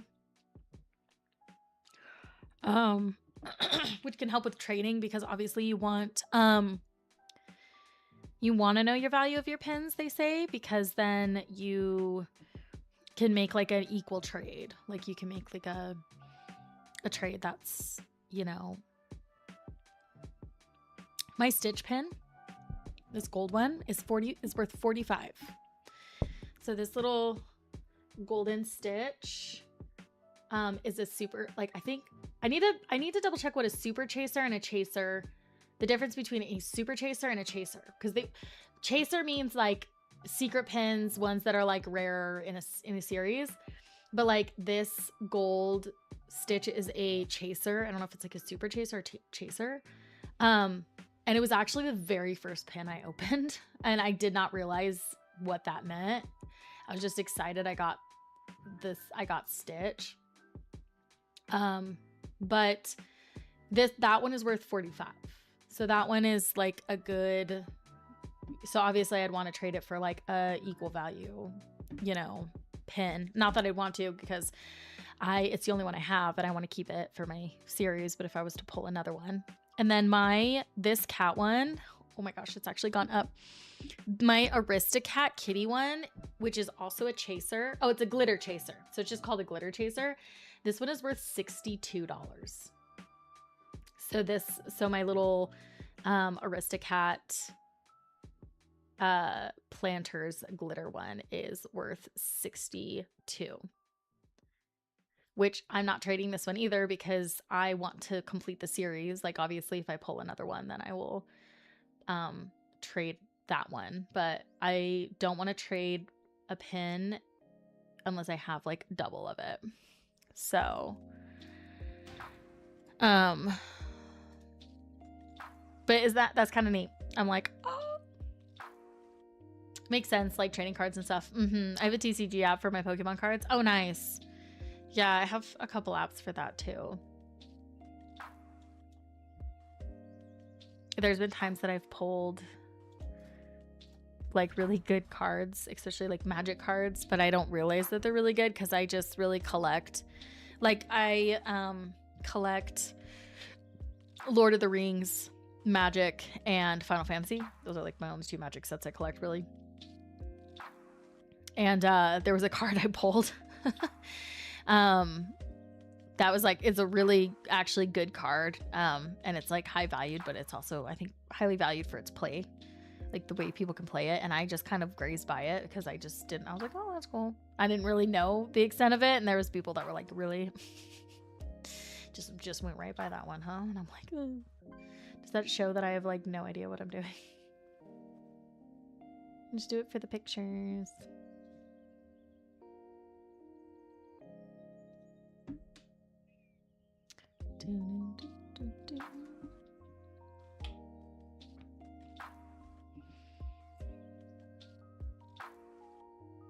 And then my other, if I can get back to it, my other pins are nice because they're valued for like more than, you know, what I paid for them, which is nice. Like my Yzma cat is like $18. My like Tigger one that is like the fabric, it's like the portrait blind box is like $21. The little postcard pins, like Piglet's, worth like $15. They don't have one on Owl because there hasn't been like a sale for that one, I guess.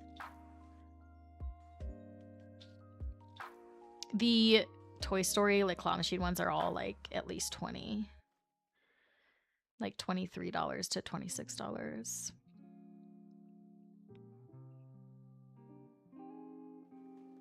But yeah, it's just so much fun to collect. I love collecting.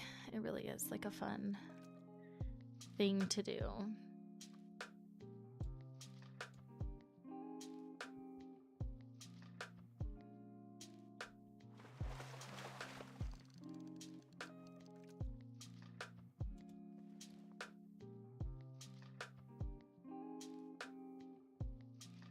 I have to clear my bags.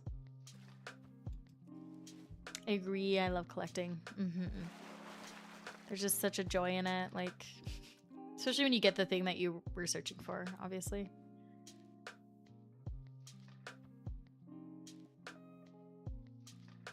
But for some reason, my brain just like, when it comes to pins versus cards, it just makes more sense to me. Maybe because the pins are just like, they're just cute little like pins, like it's like pieces of art. Whereas like cards, you know, they are technically playing cards, so they're supposed to be used for play, not just collecting them, you know, except for the art cards. Art cards are obviously to collect, but...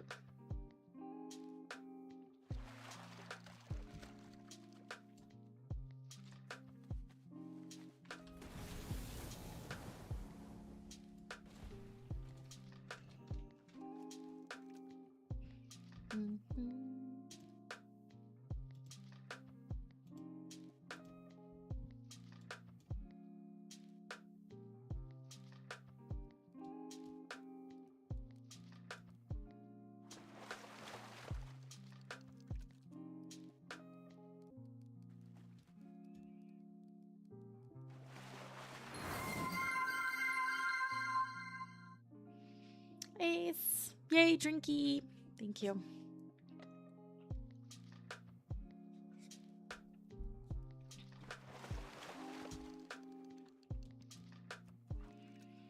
Ace, I was just talking about how we need to the mount for season 2 Mythics is really cool.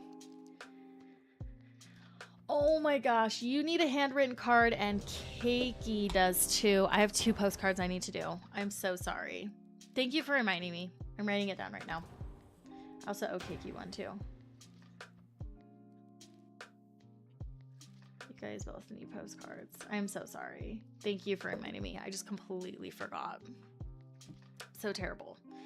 I'll like be like, okay, I need to do this, and then I will get started, or I'll be like, okay, I need to, you know, go do this today, and then like literally it just escapes my mind. But I wrote it down in my notes, so I need to get it done.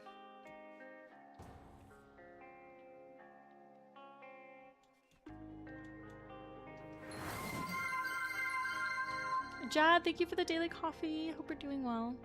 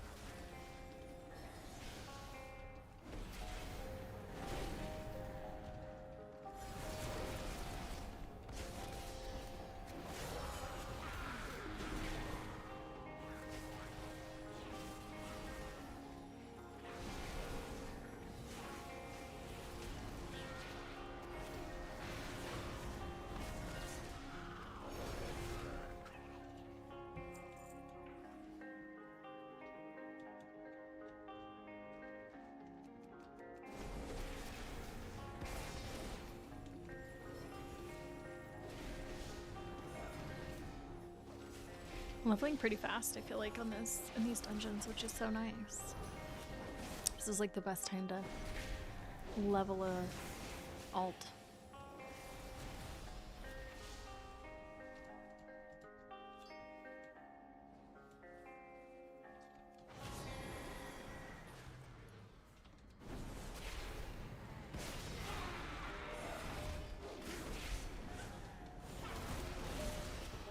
Oh, also, our free company can finally purchase a house come July 7th.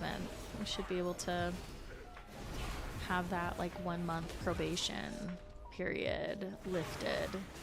They don't let you purchase, your free company can't purchase a house until it's been a free company for at least a month. Which I'm like, was so sad because there was like the coolest spot that we had enough gil to put in for the raffle, like the drawing. It was incredible, but we couldn't enter it because we literally have to be a free company for a month before we could do it. But I'm really, really excited. It'll be really cool when we can finally do that, and then people can purchase a room that they wanted.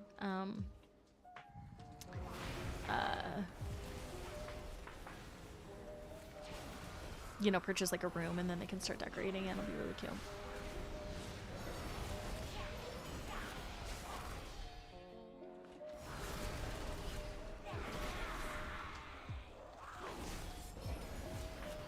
Which I need to look. Did they come out with any new information recently? When is their next?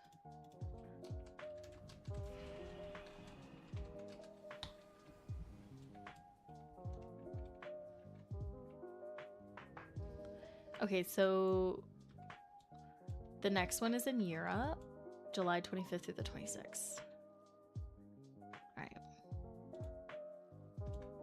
Okay.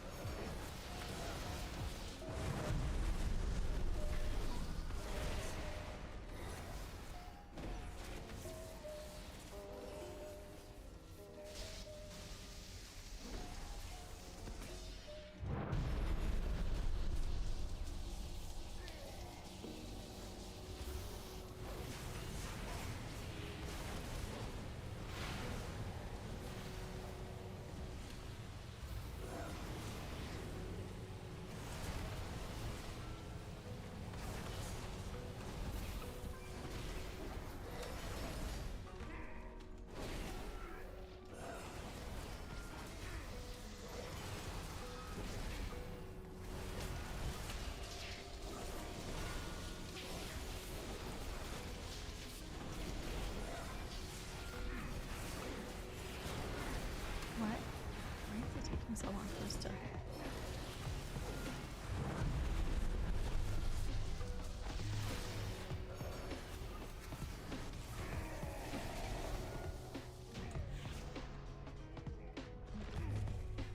It was like really tough at the end.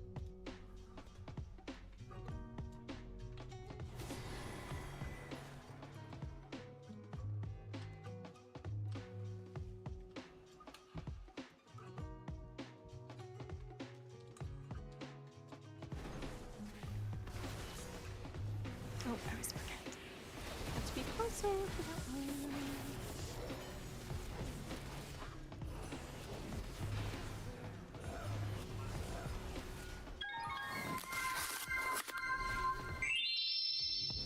Nice. Which one did you get? I can't see him. My screen's like too tiny for it.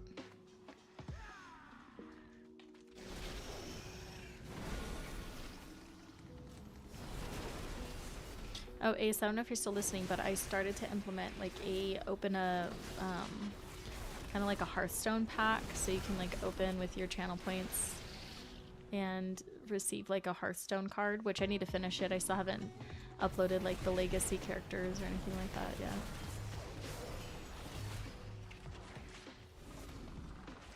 Oh my gosh, I'm fixated.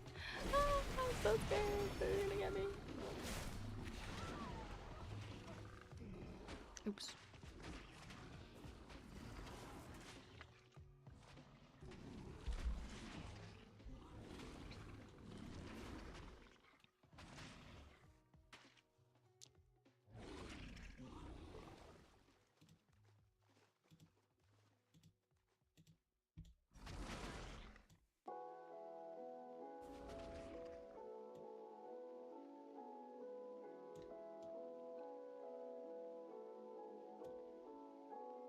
Oh.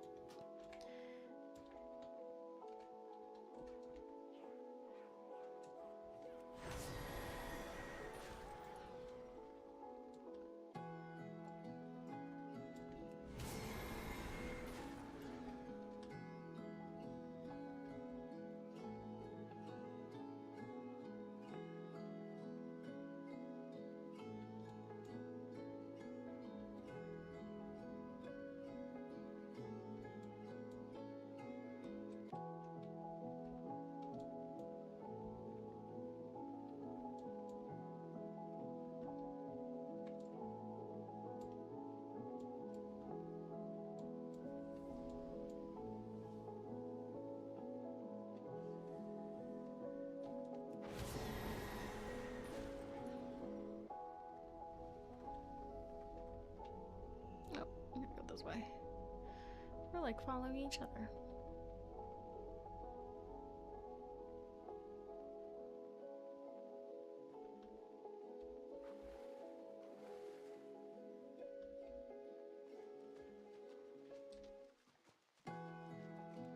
Oh good, they got him.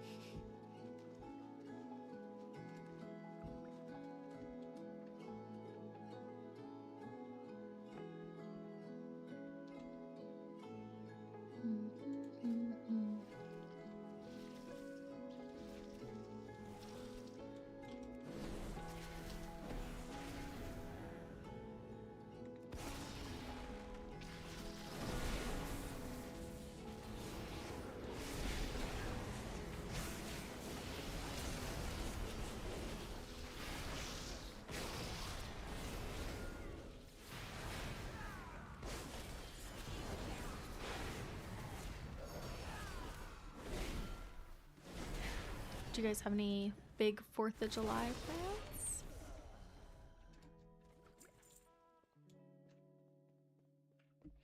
It's the 250th anniversary, which is crazy.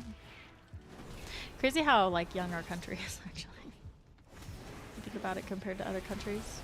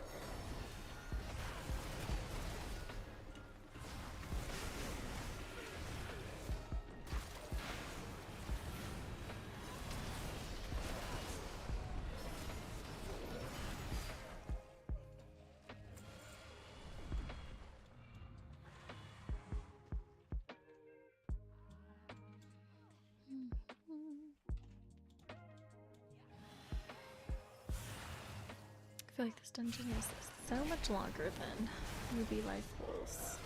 I'd rather do that one, I feel like. Seems shorter to me.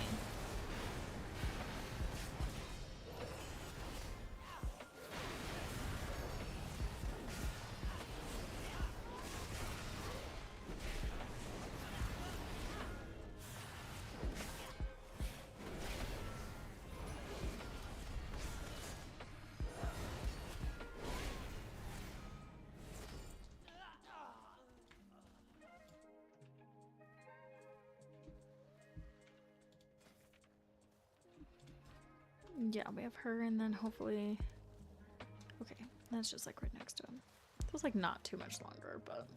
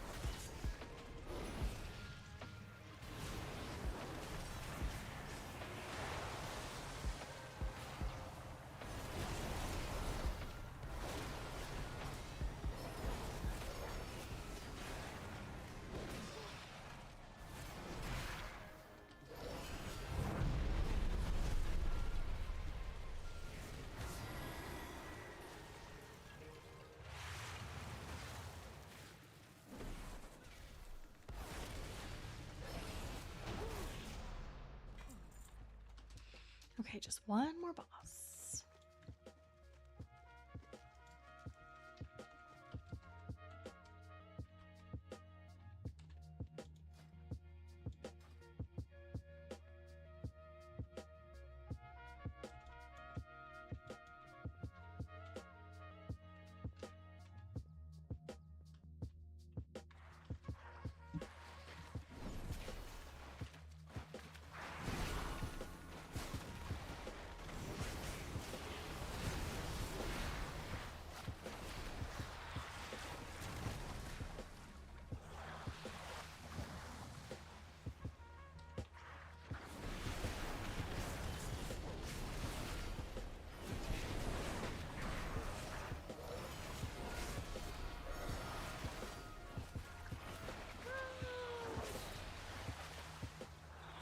Should have been paying attention.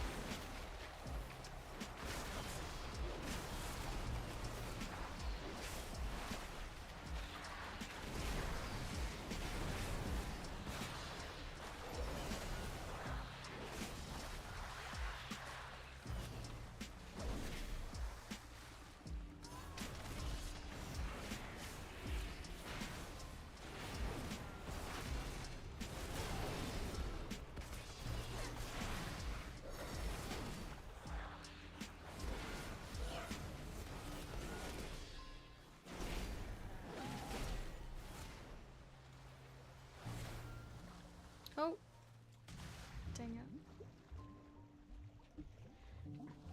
I didn't even think about getting knocked off the side right there. I was like, I'm fine. It's fine.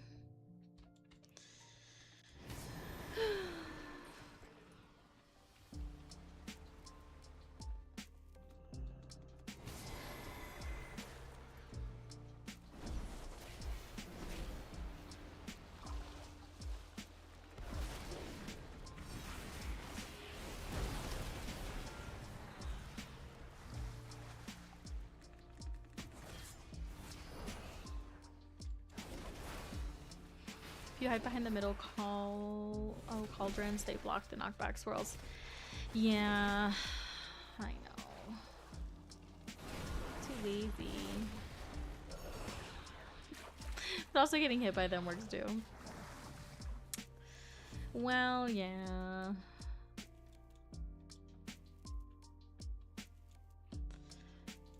I knew I probably should have gotten behind him, but I went on the one side a little bit too much. I got knocked back.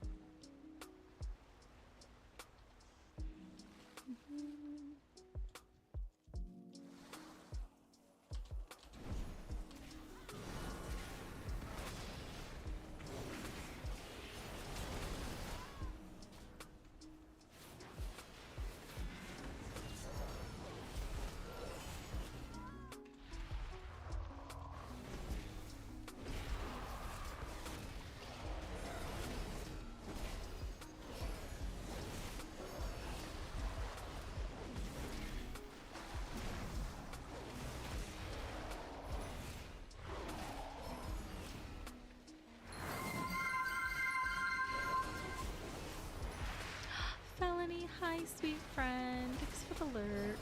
I hope you're doing well.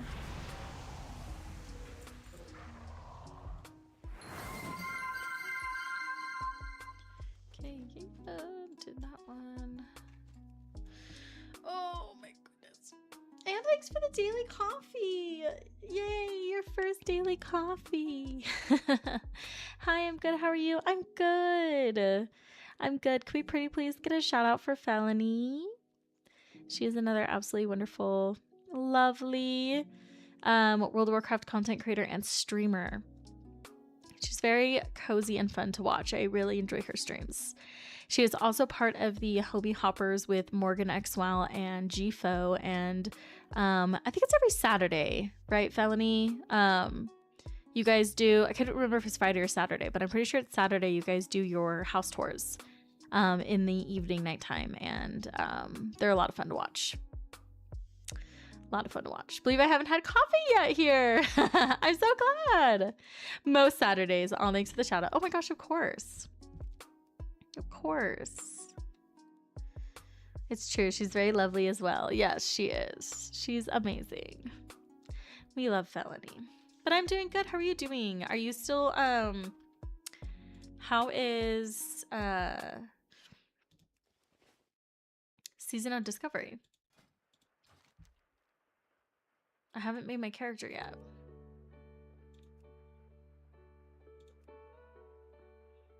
Okay, let's see. Nay? Nar? I just got done watching the new season of Dallas, like America's Sweethearts, the Dallas Cowboy cheerleaders, and there's a cheerleader on there. Her name's Faith, and she's like from she has an Australian accent. She'd be like, "Nar, nar." It's good so far. I've been having fun at least. Yay! I'm so glad. I'm so glad. That's so good to hear. I like classic because sorry, there is just such a nice simpleness to it that you forget how chaotic and there's so much going on in retail. And then when you hop over to a classic version, you're like, oh wow, this is really chill. I don't have to think uber hard. And all my stuff is easy to organize, and I don't have 6,000 spells. Yes, it's such a nice change of pace. Yes, I bet.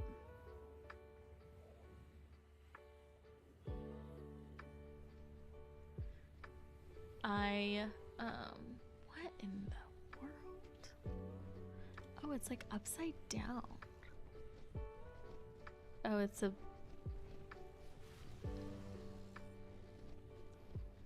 Oh, it's a skitterfly, but he must be like have it upside down. That's so weird. Skitterfly. Oh, weird. And it's like down. Oh, strange. I don't know what's happening. I don't know what's happening.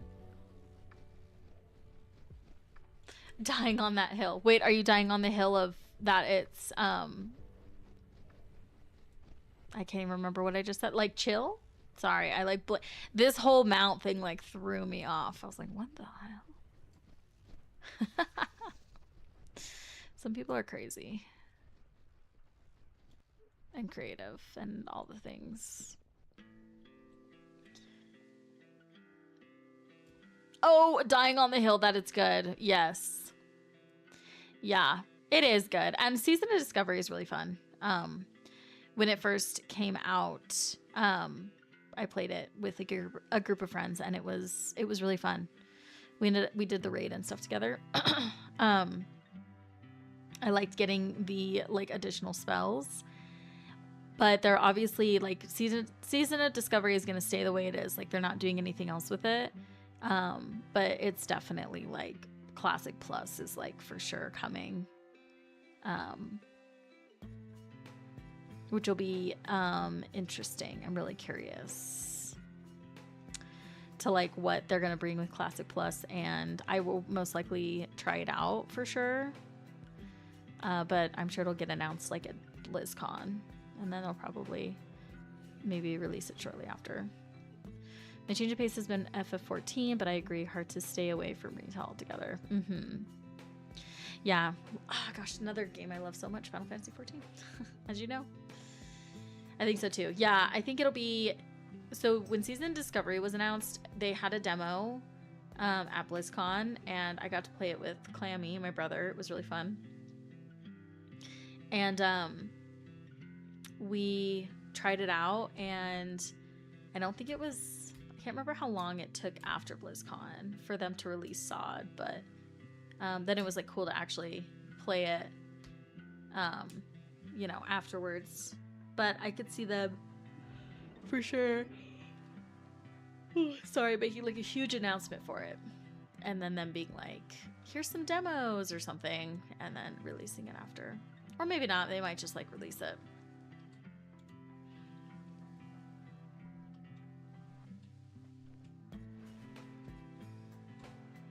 And then they'll obviously do like a cinematic, like a gorgeous cinematic for The Last Titan, and then probably, you know, talk a little bit about that. So it definitely has been a nice change of pace. I haven't played Classic yet still.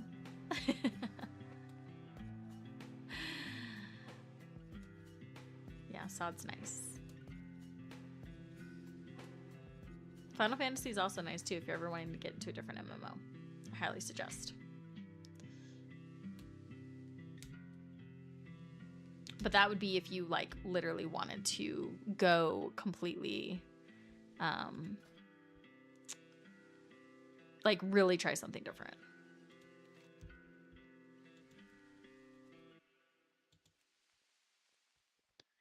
I'm trying to look at where my... It's down here. Oh, I've done 3. Do I want to do another one? I don't know. What do I want?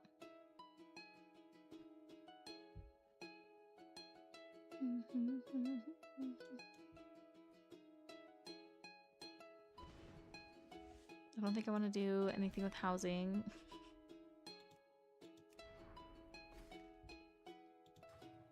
Housing's been a tough one for me.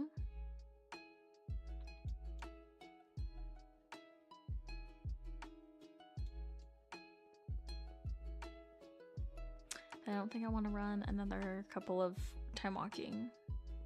I can only do so much now. WoW's still kind of like a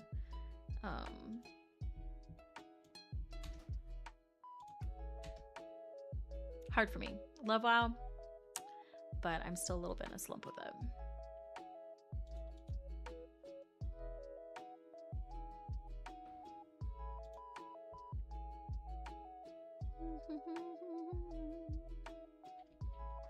But yeah, maybe I will wrap up stream.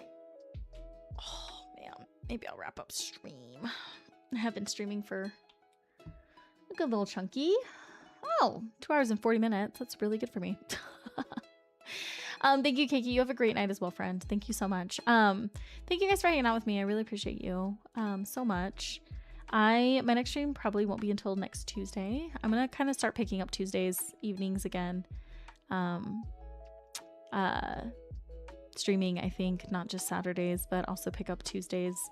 But since 4th of July is this Saturday, I will not be streaming. We're gonna be hosting a barbecue with family. So have a great night and day tomorrow, Mackie. Thanks, you too, Felony. I hope you're enjoying your time off. I know that you get a good little chunk of time off right now, so if I'm correct, but because I feel like I remember that. You know how I am. Oh my gosh, I'm gonna overthink it. But I hope you have a great night and day tomorrow as well. And if you are on your break, which I'm like 99% sure you are, I hope it's going well. Rain, thank you so much. You rest up as well. But yeah, next stream will be next Tuesday. And I will keep you guys updated, obviously, if more BlizzCon stuff comes out, which hopefully it does. I'll keep you updated. Any other events coming out, I'll make sure to keep you guys updated on that as well. But, oh, let's see. It's somebody that I, like, really know. We'll rate them. If not, I'm gonna be... Oh, Caleb's on. Maybe I'll read Caleb.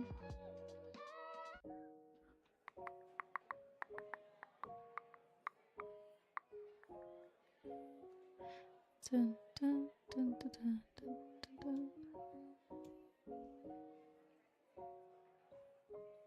Maybe we'll raid Caleb. Let's do that. We love Caleb here, so let's raid Caleb. So we're gonna raid Caleb. But again, I hope you guys have a great rest of your night. I'm sure I'll see you in the Discord or whatnot. Thank you for hanging out. And I will see you in the next one. Bye.